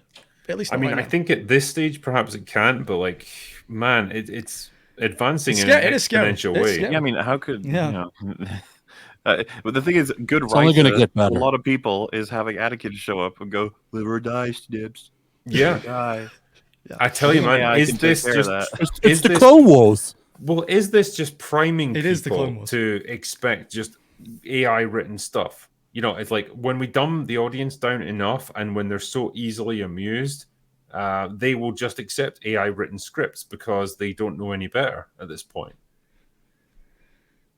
Yeah. I mean, it's a sad thing to think of, but maybe that's where Two shades to we're the heading. chat, actually. I said that AI can't pick up on nuance, and chat's basically saying neither can the writers. I mean, fair enough. Yeah. Fair enough. Yeah. You got me with that one. I mean, I've definitely heard people suggesting, and this is from writers who are actually in the WGA that I've spoken to, that the studios are well aware of how shit so many of the writers are now, and like how many activists masquerading as writers that they've allowed into their system, which are almost impossible to fire because you can't let them go. Particularly if they tick a bunch of boxes, because they can That's just a like PR start nightmare. legal action against you. But when they choose to go on strike, they essentially fire themselves voluntarily, and you have to choose to rehire them. In which case, you can just say, "No, we don't want to do that." And so the theory is that like, well, they're allowing this to drag on and on to weed out as many of these people as possible, and then just not rehire the ones that they don't want when they eventually come to make a new deal. That was the thing we were hearing. They're saying, "Oh, we'll starve them out." Yeah, but I think it's because they know. It's not because just out of pure greed or negotiating tactics. I mean, that'll definitely be an aspect of it, but I think as well, they understand the root problem that they've created for themselves. They understand that they have hired the wrong people, and they have forced out a lot of people who are actually good at their jobs to make way for these idiots. And they're paying the price for it now, and they're desperate to try and like reverse that. And this is like the most effective way that they can do it. I mean, I can see it happening. I just I don't know how effective it'll ultimately be, how many of these people they'll be able to get rid of. But there's never going to be a better opportunity than this when the entire industry is shut down. You've got carte blanche to close down and kill as many projects as you want. Contractually, you've got no problem doing it because it's written into the contract for any movie. Essentially, like if the industry gets shut down by strike action, it can be cancelled, and there's no financial penalties for that because it's outside of your control. You can't help it if the writers have gone on strike, the actors have gone on strike, and so like it's no longer down to you. So it's a pretty good opportunity for people if they can see the problem.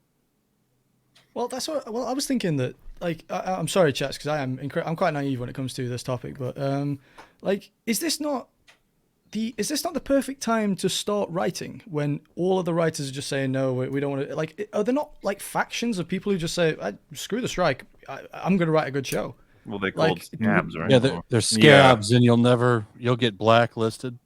Yeah. Oh, right, So if okay. you try and do it, like if you're in the union, you can't do it anyway because like you're legally prevented Oh, from right. it. But Oh, like, yeah. yeah, if say you're just an up and comer who's not like part of any union or whatever, and you want to do it, like yeah, once this eventually gets resolved and the union's back on top, it's like yeah, you'll never be allowed to work again.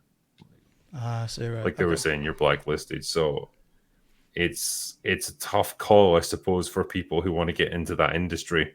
The only you can write right now as a writer and claim you're not. Well, the only feasible or the only way to circumvent it is to just be entirely outside of that system and just say, like, oh, I'm going to do like a little independent project or whatever. And, I'm not interested in the strikes. I'm not interested in the industrial action or anything like that. I just want to do my own thing. And if it succeeds, hey, great. I'm not even taking a side. Yeah, I mean, that's what I was thinking. Because I mean, filmmaking is more accessible than it's ever been. Is this not the perfect time to go indie and to start making waves when no one else is? If you've got an iPhone now, you've got a better quality camera than most fucking like professional directors in the 80s and 90s. That's how good the technology is now. You don't have to measure ISO. They're even AI is even generating depth of field. You don't even need a kit of cine lenses. You could just press a button. Yep. I do think it's interesting though, right? Instead of stale crap. That's what you'd hope, but not quite. Yep.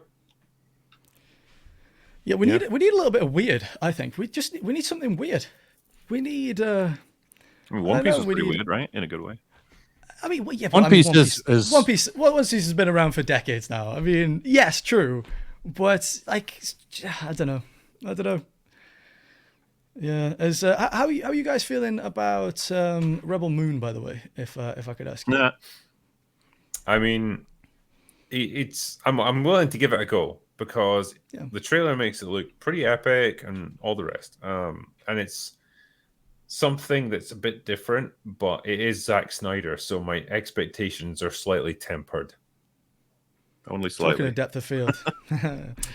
Yeah, I mean, it's just I feel like there's going to be an awful lot of slow-mo shots. It's all going to look very heavy and pretentious and epic and stuff. Like, just hopefully there's enough substance behind it to actually back it up, because I think there's an appetite for this kind of thing.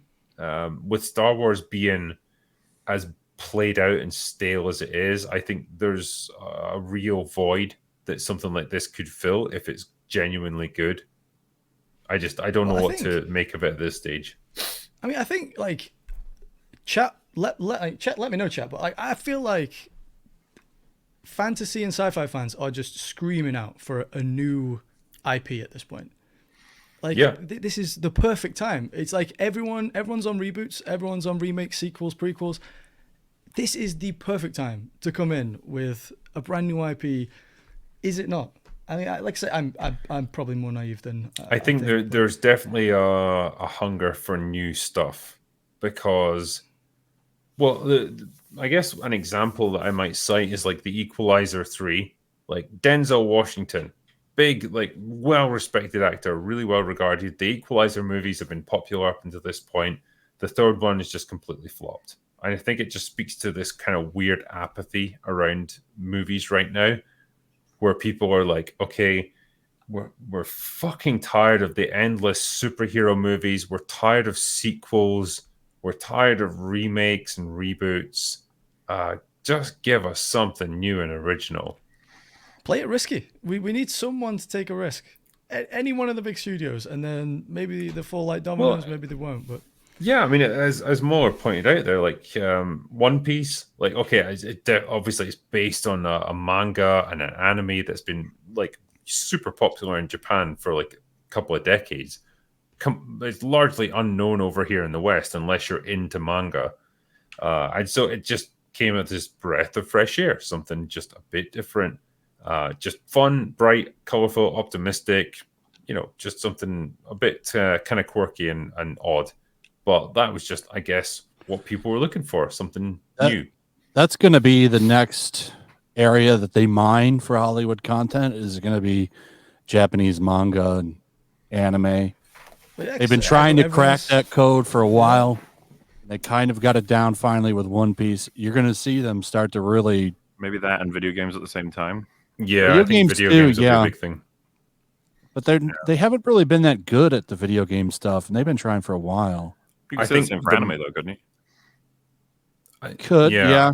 It's a good point. Yeah. I think this year we've had the Mario Brothers movie. So, like, from a cinema point of view, like that was basically the biggest movie of the year. I'm sure, yeah. There's been several meetings about how there's money, guys. There's money to be gotten. Yeah.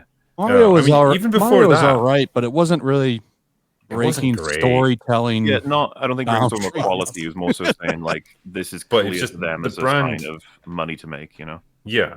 And like before that, we'd had the Sonic movies, which had done surprisingly well. And then on the TV front, we'd had the Last of Us show, which again was pretty successful, very commercially successful. Critically successful. It proves that it can be done now. We're at that point now where we can make movies and TV shows out of video games, and they can do well. So I think that's opened the floodgates, 100%. Like you were saying, Flash, you said that that Hollywood have been trying to crack the sort of anime code for a long time, and unfortunately, the success of One Piece might be the undoing of anime. Like, because Netflix, all of the producers are going to be, oh wait, hang on, we can actually approach an anime and make something that anime fans like, because it can't be overstated how impressive it is that they won over the One Piece fans. The One Piece fans are hardcore. That's probably the biggest. It's definitely, and I know some people will probably disagree with this in the chat, but I would argue it's probably the most successful manga of all time. I mean, it's outsold Batman, Superman at this point, and those have been around since World War II. And that thing's only been around for 20 years, and it's already like the #1 selling comic in the world. And like I say, it's great that the remake did well, but unfortunately, that's now the flag's gone up. It's like, hey, you can do anime. Go ahead, guys. So, pending, you have to do it mediocre series. Yeah, you have to do it with some care, because Cowboy Bebop, and it's funny that these are the same studios.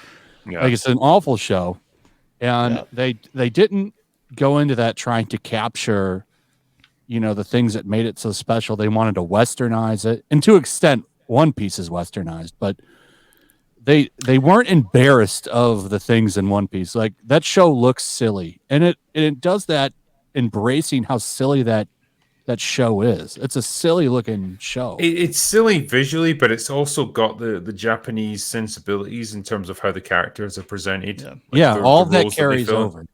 Yeah, and it's great because this is what happens when the guy who wrote the source material has creative control.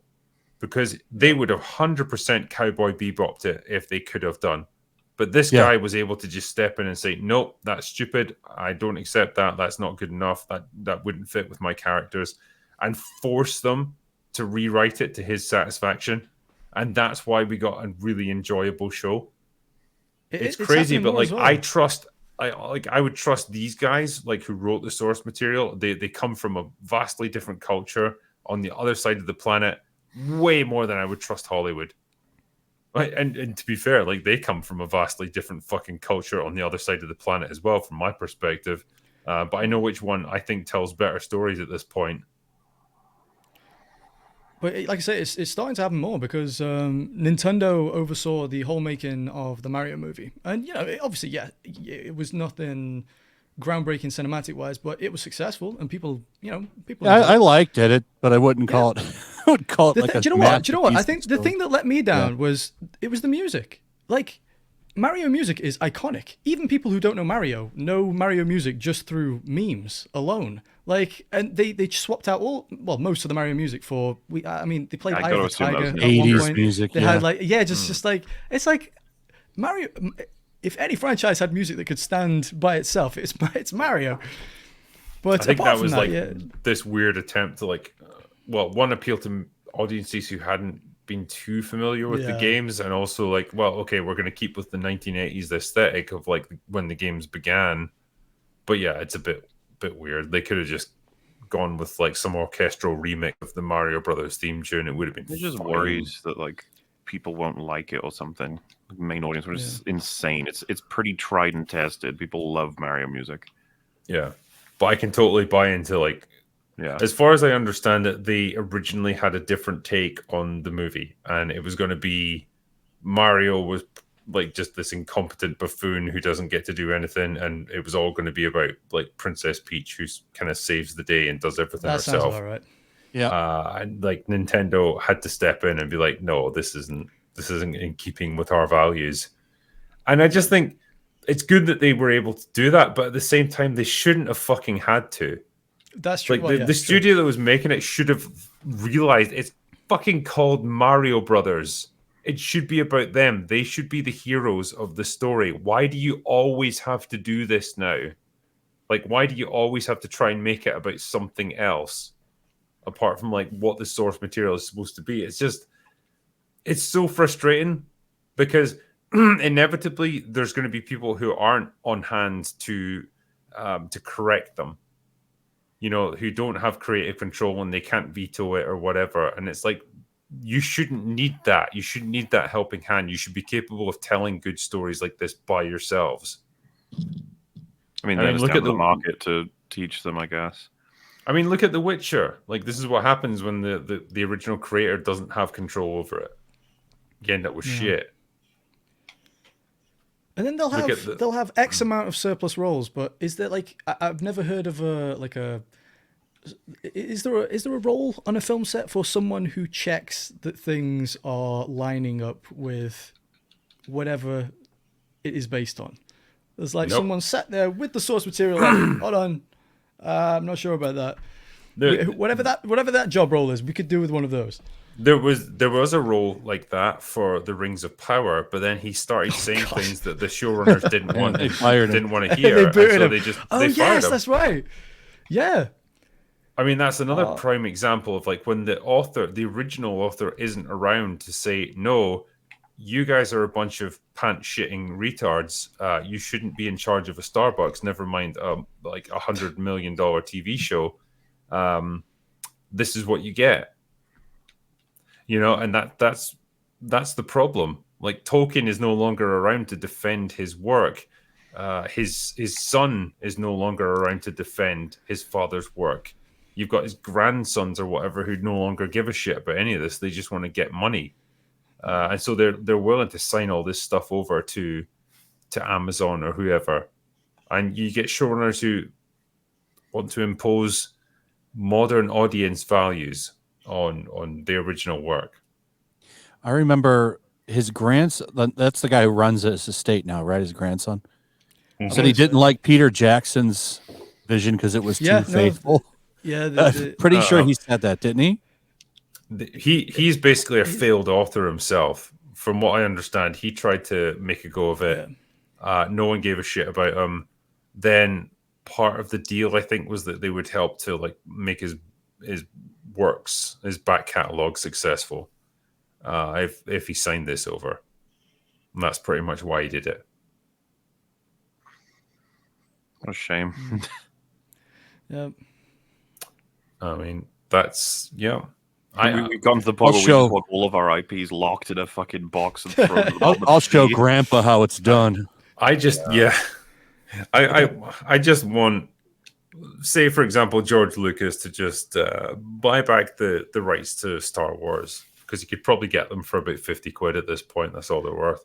I don't think he And cares just anymore. say I am like decanonizing all the shit that Disney made, and then I'm locking it down for all of eternity.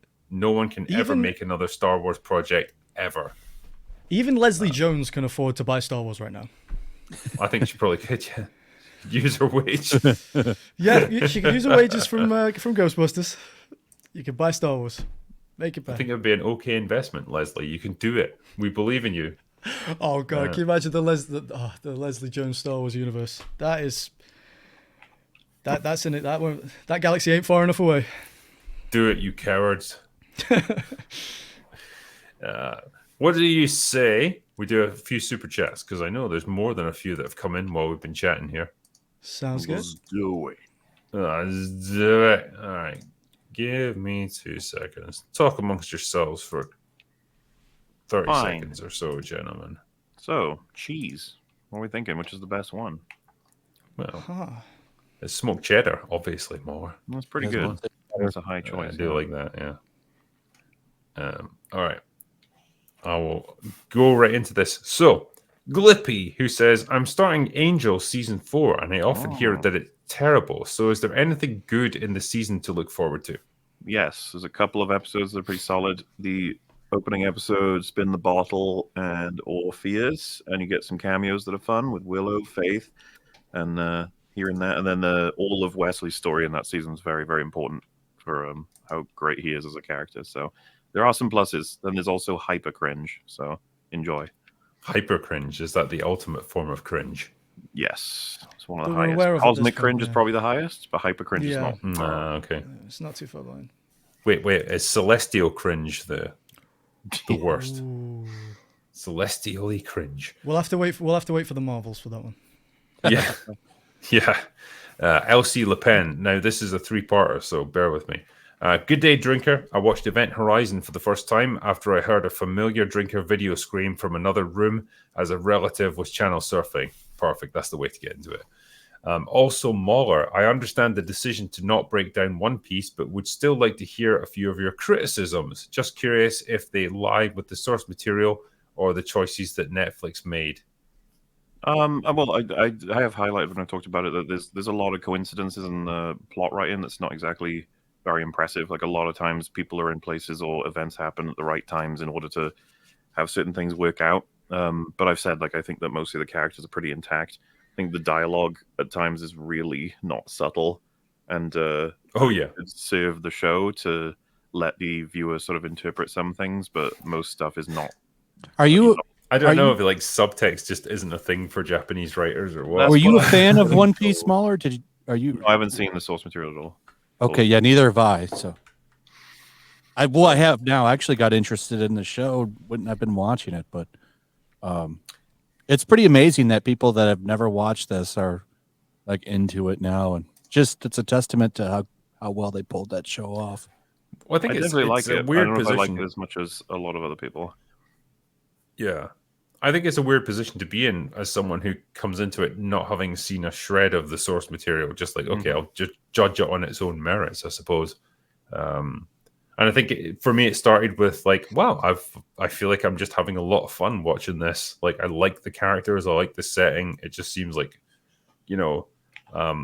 full of adventure and full of lighthearted fun. But then every so often it'll go into these like much heavier, dramatic moments that it pulls off surprisingly well. And I think that's what got me hooked. And it's like, okay, I'll give this a go. And yeah, the more I watched it, the more I enjoyed it, I suppose. Mm-hmm. Also from LC Le Pen says, Nothing like a React streamer coming after someone for fair use. That was quite a clown show on Twitter, lads. Ahsoka fans at their finest. Yeah. Surprise to us all, I'm sure. But she went back on it pretty quickly because I think it didn't take long to realize, like, oh fuck, I have fucked up completely. It's when people like in their own bubble and have never had to experience criticism or alternative points of view on their work, and they see it and they're like, is there a way we can stop these people from talking? Yeah. It's always an option. Stephen Bobo says, Drinker, I know you must have seen the Final Fantasy VII Rebirth trailer. What is your OMG moment from the trailer? Mine is the Golden Saucer minigames. I mean, yeah, generally speaking, I'm interested to see where this is going. Like, I'm one of those crazy people who quite enjoyed the Final Fantasy VII remake. Yeah, it was ridiculously short. It was literally like 10% of the original, no, 45% of the original game, like condensed into one like whole game by itself. I want to see a lot more this time, but yeah, man, like I've got the nostalgia goggles are on big time, and just seeing all my favorite characters on screen with proper voice acting and stuff, it's pretty cool. And Tifa's fucking hot. Yes, sir. Anyway, Waylon Bicephus says, be afraid of the fat blue man, Dave Filoni. Words to live by. That's one way of putting it. That's one way of putting it. The question for the whole panel as well. Eat a bucket of toenails or be Lizzo's chair? God, How long do you have to be Lizzo's chair? To be fair, until your back toenails, breaks, I suppose, which will All be right, about well, 3 seconds. toenails, then I guess at least we can. There's got to be some that. protein or something in toenail. I mean, you know, let's just you crush need them up to- into a it's- fine dust and sprinkle it over a curry or something. And we do you can think could get you it blend down. them? Could you blend them into a protein shake or something? Yeah, If probably. you can, then okay. I'm coming around to the toenail thing. Yeah. I think so. Yeah, it'd probably be preferable. Especially of if you were toenails. face up as the chair like that. Ooh, no, Oh, I don't want to be there. Mr. Lucas says, "When is open bar plushies coming?" I mean, when? What? How do we make a plushie out of a bar? I don't know. I don't think they mean having a bar as a plushie. You could, because already we have Critical Drinker plushies, we've got MauLer plushies, we've got Az plushies, we've got Gary's ones. You can make your own little open bar. All you need They is a little clearly set to want put them in. A little 2-pack with us. Yeah, with get like a little matching nativity Jack scene Daniels going on. bottles or something. I don't know. That would be the ultimate collector set. We should all collaborate with Makeship and see what they can make for us. Yeah. I want the Critical Doggo added in there as well, by the way. Gotta be there. Do that. M8566 says, MFK EFAP edition with MauLer, Rags, Fringy. Go. MFK? I'm just Is it reading it as it is. it means marry, fuck, MFK. kill, right? You got to decide. Oh, sorry. I thought you meant like a fucking IP. Like there was like Monster Fighter right. Kingdom or Right, something. so yeah, we have to decide to MFK, MauLer, Rags, and Fringy. I can't I don't answer have that. to get That's a involved. conflict of interest. MauLer, but if it helps MauLer, I would marry you if I had the Aw. choice. So there you go. Rags and Fringy. Oh man, might murder Fringy. I don't know. Don't worry, we'll tell him. Jeff Romatic says, have you seen anything about this upcoming documentary called George Romero's Resident Evil? Forgot that he was attached to make the first movie until it was given to Paul Anderson. No, I haven't actually, but I'd be interested to see that because he wrote a script and everything. It was pretty close to being greenlit, and then they went in a different direction. But George Romero's Resident Evil, that would be pretty cool. Yeah. I was always Drink it. If intrigued. you had to choose between Final Fantasy and Resident Evil, which one you picking? Resident Evil. Okay. Just like I love Final Fantasy VII, but like there's so many other shit Final Fantasy games out there. There's a lot of And- bad ones. Yeah, with Resident Evil, man, it's just I've got such warmth towards that series. I don't know how I could describe it. It's like putting on a comfortable pair of boots or something. You know, it's just Which I think feels that's what good. they were going for when they made it. To be fair, comfort. yeah, I think so. There's so many of those games I could just go back to for all the cheese and all the ridiculous over the top moments and stuff. It's just great fun. Do you know, I've actually not played. If you recommended a first one to play, where do you think I should start? Probably the remake of Resident Evil 1. So it originally came out on the GameCube, and then they've ported it to like every console ever made. So probably that's a good place to start, I would say. Okay. Pretty sure your PC back there would have no problem running it off of the Steam store. I can't look at it right now. So I think that PC could run every Resident Evil game simultaneously. Like how power of the PC is determined by how much you can look at it or how long you can look at it. It's like, yeah, only a few seconds. Well, it's pretty powerful. These sunglasses are coming in pretty handy right now, I'll tell you. Sure. Yeah, I've got a collapsing star inside there. Yeah. Don Blackbird says, the true MVP of Ahsoka is Ray Stevenson's man beard. Speaking of which, what are your guys' top 3 facial foliages in pop culture? So, ooh, that's a good beards. question. Top what? Top beards Face. of all time. Yeah, or mustaches. Top beards. Can I say yeah. definitely not Hercule Poirot from Death on the Nile? That mustache that is double baffling. mustache. Whew, Yeah. that's all kinds of crazy. Yeah. Um. I do like Keanu Reeves' beard in John Wick. Oh, it's a classic. It's It's sculpted. a classic. Sculpted and lethal. Oh, 300. There was good beards in 300. Jared Butler's beard there is baffling. It's just like uncompromising facial hair. Go with Gandalf. It's a normal Good one. charge there. I wasn't there. Yeah. Yeah, that's pretty good. What about Obi-Wan Pretty good in Revenge of the Sith? It's a very, very full but normal beard. True. Very true. See, I can't stand a straggly beard. You know, Yeah, where the nobody hair likes is just kind of straggly like beard. half coming in and stuff. It's like, no, don't try and grow that. Like, you can either do it or you can't. Don't look at mine. Yeah. Well, that's not a beard though. Like you got stubble going on, so that's fine. That works. But like, yeah, don't try and grow it into like a full length beard. It's, Okay, people are roasting my PC in the chat. That thing looks like a mosquito zapper. Fuck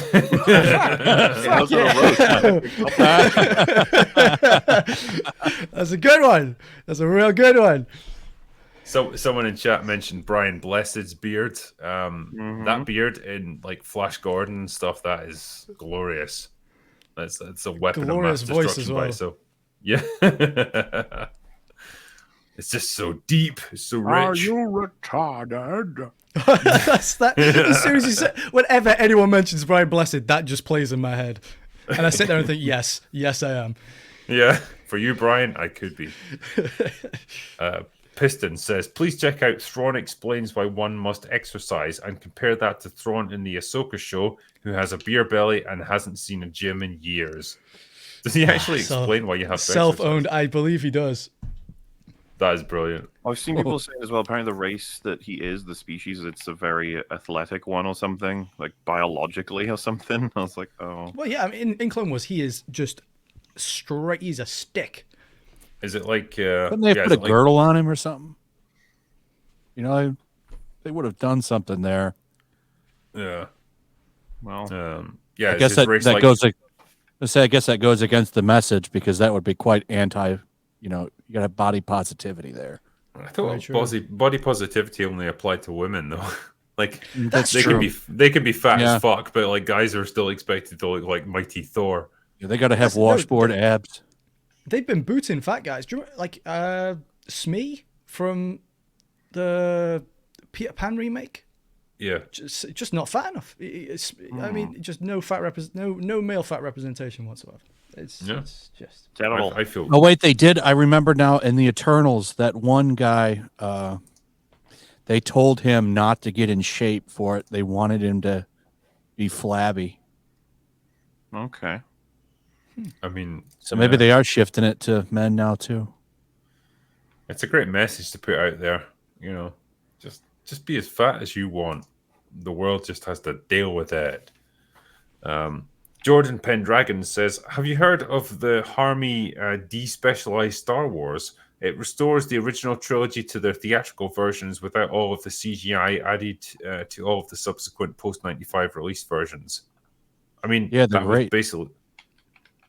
Yeah, like that was just the basic Star Wars that I grew up with in my childhood. Like, I don't think the George Lucas recuts added anything of value. Like those Wow. weird re-edits that he did in the 90s. The only one I like is Empire Strikes Back, and the only Anakin? thing that has is visuals. Like, okay, now we have windows and Oh, yeah, Cloud true. City and stuff like that. Like, I thought that was fine, but the other two are just awful. So the third one with fourth wall breaking Muppets, that awful Jabba the Hutt in the first one, like those two, definitely no good stuff in that one. But this Empire Strikes Back, I don't mind because it's mostly just visual stuff. It's mostly just aesthetic things like the windows, and they made the Wampa. What's the name of the ice troll thing? Yeah, the Oh, one. yeah. Yeah. They gave a little bit more of that thing. It wasn't like anything that drastically changed it.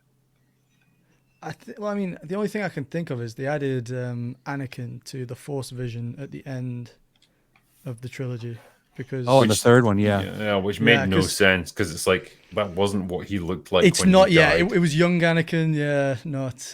Well, what are you gonna do? This was this was George. Like, I'm gonna legitimize my prequels. Yeah, if you're gonna live eternally, you don't want to be like the half-boiled egg, dead Darth Vader. Do you? You want to be Anakin? I mean, come on. Yeah. Dipshit McGee says, you criticize movies for disrespecting source material, but praised All Quiet on the Western Front and Starship Troopers, which significantly deviated from their source material.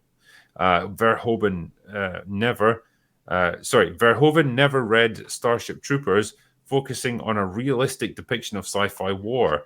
Is the departure from the source material justified by the film's merits, and how does this differ from new low-quality films? Yeah, so I think in the case of All Quiet on the Western Front, it, as far as I understand it, it does deviate a little bit from the source material, but like ultimately what you end up with is a high quality movie that respects the spirit of the source material and like tells a really excellent, compelling story. I think it gets all of the points across that the source material was trying to do, just perhaps in a slightly different way. As long as it's still good. Like, I'm not going to necessarily have an issue with it.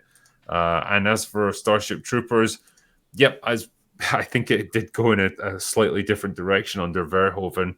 The mech suits, like the power armor and stuff that the mobile infantry use, are completely absent in that. And it's just like waves of human soldiers going into battle, and getting mown down. It's a Verhoeven movie, I suppose. So he was well known for his satirical commentary on everything from corporatism to the military-industrial complex. I haven't read the original Star Troopers novel though, so I couldn't comment too much on it. I guess that's my problem there. It should be relatively intuitive because, like, if there's bad material in general, like, some comic that's just awful and then they adapt it into a movie, no one's going to be like, oh my God, you better make sure you're 1-to-1 with that source. It's like, no, I mean, you want it to be good. And of course, what comes with adaptation is you must change some things. Some things don't translate or are very difficult to translate. And so you need some care and graft. One of the things we will absolutely advocate for is familiarity with the source when you're adapting it. Doesn't mean you have to be 1-to-1, but please be familiar with why people love the thing. That would be super useful. And even then, there are people who won't do that, and they'll go away from the source and still create something good. All of these things are possible. These are just what we would probably call very unlikely exceptions. They don't happen very often. And a few other examples would be Hill House from Mike Flanagan. It's barely anything to do with the source, but people loved it. The Shining is one of the most famous examples. It's like a fucking brilliant movie, but also a really good book. But they're not. Stephen King hated the movie, right? So, yes, it's not as simple as simply you can follow the source and be shit. That's possible. So, but it's funny how much directly adapting the source and then ignoring certain parts because you don't like it can destroy your own project. You have to know why it was built that way before you disassemble it and move it somewhere else. Yeah, I think then as a general rule, particularly if it's something that's well beloved and respected, like following the source material is probably a good starting point, but it has to be then backed up by like actual artistic skill and like competency on the part of your adaptation. And I think it's intent as well. Like, are you adapting this to benefit from the clout that it's garnered, or are you doing this because you want to, recreate it in a different medium? Yeah. So like if your whole mindset is like, well, I'm just going to leech off the name of this thing to tell a completely different story that's just going to further like, either stroke my ego or like further my worldview, and what I'm producing is like, infinitely worse than what came before, like it's lower quality than the source material, well, there you go, that's your point of criticism right there. Excuse me. Mikey Gustler says, Angry Joe gave the latest Ahsoka episode a 10 out of 10 and said that Star Wars is back and this is where Star Wars needs to be. Also said that Filoni should be in charge. He's been policing people's videos too, leaving nasty comments. Did he also say that about Obi-Wan and Boba Fett and Mandalorian? Like, I don't know. I don't pay too much attention to his opinions. Yeah, I don't know anybody who takes his like movies and TV show assessments seriously anymore. Zitra Satnis says, yay for having invited Jonny Law. I am looking forward to this, and all it took was 4 super chats from 3 different people. I'll drink to that. Oh shit. I swear I was not asking people to bug you. Like, thank you though, guys. Honestly, like I say, honestly, like I've wanted to reach out for the longest time, but I understand the dynamics, and I don't want you to think that I want to do to your show what Prime did to Amazon. I don't want to just leech off you. I just wanted to, I want to be a part of it. So I appreciate that my audience did that, because, I'm not here under false pretenses. So I appreciate the invite, and I appreciate them doing that, and I appreciate the super chat. Thank you. No, absolutely, man. And like when a whole bunch of people recommend a channel, like I'm definitely going to check them out and see if they're, if they're producing good stuff. And you absolutely were. So I was like, brilliant. Like, make for a good guest if he's willing to come on. So thank you. Marksman of 117B says, Drinker would love the Irish film Grabbers. Yeah, I've seen it. A movie based on Hot Fuzz, but with monsters and lots of alcohol. Great film where the actors do get drunk. There should be a drunk acting awards. Yeah. That sounds like a good laugh. It's more like Tremors, really, than what was he said here? Hot Fuzz. It's more like Tremors, where it's like, people in a small isolated town getting under attack by monsters, and they've got a weakness that the people have got to exploit. But it's pretty good fun. Yeah, I'd say I like Tremors more overall as a film. I think it's tighter, but Grabbers is pretty good fun. Ghost of Drinker's Liver says, suggesting the return of Captain Invincible because no other superhero film has Christopher Lee break down the hero with a song about alcoholism. Now that I can get behind. Mr. Luca says, show the drinkers glizzies, long man. No. The glizzies. Oh, no. Surprising how many people know about that. It's like this TikTok thing that would make you lose faith in humanity instantly, so probably worth avoiding. TikTok in general is pretty good at making you lose faith in humanity. Oh, God. I think that's what it's designed for, right? Yeah. It's designed to make you lose faith, yeah. That's what it's for, right? It's like brutalist architecture. It's there to just like destroy your soul. RRTN says, Hail Drinker. Once more, Ray Stevenson is the best part of Ahsoka amidst planks of wood. Loving the life is beautiful extra shots. Keep them coming. Thank you, man. And man, that was rewatching that movie for that review. Still gets me right at the ends. This is a hell of a film.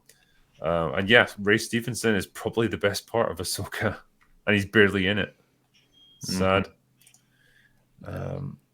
Blank Face says, quaff, meaning to drink something, especially alcohol, heartily. So another name for the critical drinker can be the critical quaffer. Yeah, I like quaffing. And it's like it doesn't get used Quaffing. enough in vocabulary. Adam Nowahowski says, Hail Drinker, last week you guys discussed Netflix's The Witcher. Have you seen the 2002 Polish version of the show?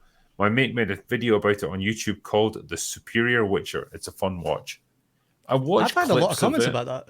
Yeah, I've had a lot of comments about it. I've watched clips of it. It's like, I can tell it was made obviously on a small budget, but it feels more authentic somehow. Like, just having played the games, like, it feels more real to that world than the Netflix show.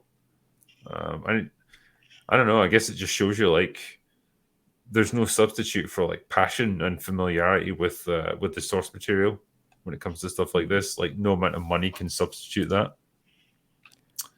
I don't know about you guys as well, but through reviewing various IPs and various titles, I find that the Witcher fans tend to be a bit of arse kissing coming in. They tend to be the most based. I have the most fun with the Witcher fans. I find they know how to have a good laugh about things, and they can have a laugh about the Witcher and still take it seriously. In my experience, and yeah, I've had a lot of comments about that series, the original Polish series. It is supposed to be a decent watch. The Spectre here says for $50, question for the panel. Can you please recast the inevitable woke remake of Father Ted? Also, what would be the plot of the first episode? How will they work in the message? Well, I would make all of the characters female, and two of them at least have to be racial minority, and they all have to be lesbians. So I think that's the best place to start from. And sounds kind of fun. I think, you know, that episode where Ted gets confused for like a racist, and it's like, I hear you're a racist now, Father. That should be every episode. Should just be some variation on that theme. That's how I would redo Father Ted. If there are any good classic, like fan-loved episodes that stand out more than others, make sure to mention those, reference them as the worst from the series. Unlike mistakes.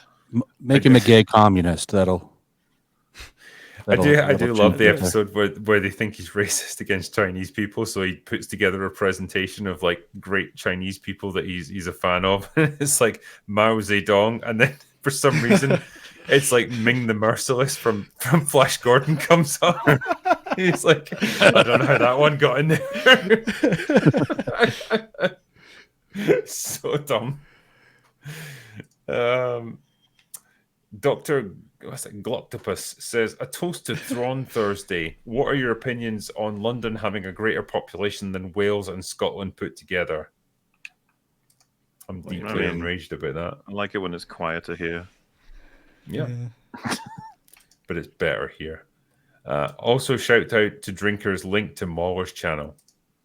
Yeah. Okay. In the description, yeah, you can subscribe to MauLer. Click on the link. Anthony Pook says Connery's best roles were in Untouchables and The Hunt for Red October, and you can't convince me otherwise. Also, hi doggos. Yeah, I'm sorry, the doggos aren't. I mean, his Irish accent was interesting. That's for sure. I loved him in Hunt for Red October. Like, that dude was just like pure charisma.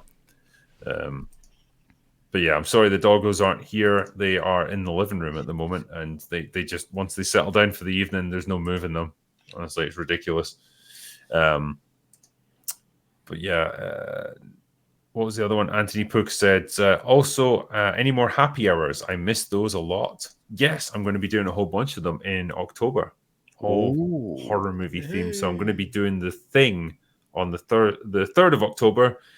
With Lance Nielsen, who's one of my mods, and I've done a couple of streams with him before, so we're going to be talking about The Thing extensively. The Thing's a kind of a neat movie. Yeah, it's all right. Yeah, it's okay, I suppose. You know, give it a thumbs up. One of the stars. You know. Yeah. No, it's I'm looking forward to doing that one, and I got a few more lined up as well that I will give more details on when we've got dates lined up. Blue Collar Loser says, seeing EXP 4 now. What's that? Expendables 4? Yeah, Expendables 4 now. 2023 gave us John Wick 4, Extraction 2, Equalizer 3, the TV show Twisted Metal, which I liked. Can't complain that the action genre is dying. Yeah, I'll be curious to see how the Expendables 4 is. Yeah, I heard Twisted Metal is good. Has anybody watched it? Not yet, no. It is meant to be good, though. Yeah, I've heard from what I've heard. I have not, but I tell you what I have seen. I have seen the guy who directed Expendables 4 did an action movie with John Cena and Jackie Chan. What was it? Oh, is it called Instant Strike? Oh, I can't even remember what it's called. I did a review and it was fabulously awful. Hopefully, the Expendables 4 is a little bit better. I mean, John Cena being in a movie is generally not a great sign. Gary G said, Peacemaker, you know. But well, wait, did you not like his acting in that or the writing? No. I mean, I'm saying like that was probably like a good one for him. Oh right, okay. But generally speaking, I wouldn't really see John Cena being in a movie as a good sign of quality. Yeah, you know? I get you. Gary G says, "For Yorkshire, Johnny." Indeed, I'm not from Yorkshire. Wait, you are what? now in Johnny's eyes, Hey. I suppose, in Gary's eyes. I'll represent Yorkshire, sure. It's a lot nicer than Stoke-on-Trent. Yeah. And Franz Bauer says, "I'm sorry, but I can't take this Thrawn seriously. He should have been played by Rufus Sewell, you know, the dude who played SS Obergruppenführer John Smith in The Man in the High Castle." You could have done it, yeah. There's a couple of There's actors so I many think would've people that suited could have better, done it. but the thing is, he did the voice of Thrawn, right? That's why everyone wanted him to do it. Yeah, I guess so. But then it's just like voice actors are voice actors for a reason. They sound good, but like they don't necessarily look like the character. Do you remember the Kenobi show had Rupert Friend play the Inquisitor when everyone was like, "Why didn't you get Jason Isaacs, the voice of the guy from the cartoon, to do it when he would have suited him better physically?" It's so funny how that works. It's like the argument every time has been like, physically represent them. That's what we want. Thrawn's got to achieve a lot, and I don't know if Lars is capable of it, but we'll see. Give him more of a chance, I suppose. Yeah. I think I'll probably finish up there for this evening, though. We've done quite a few super chats already. But gentlemen, I want to say thank you very much for joining us this evening. Johnny, it's been good to have you on for the first time on Open Bar, man. Thank you for coming on. It's an honor. Thank you very much. And Yellowflash, thank you for joining us again. Very much appreciate it. Yeah, thanks for having me. I love coming on when I can. MauLer, I tolerate you. You know, you're all right, I guess. And you. But yeah, and thank you to everyone on chat for your generosity, for sticking with us for a couple hours. Thank you to my awesome mods who do the same awesome job that they always do. And any super chats that we've missed out on, we will catch up with them on Sunday night.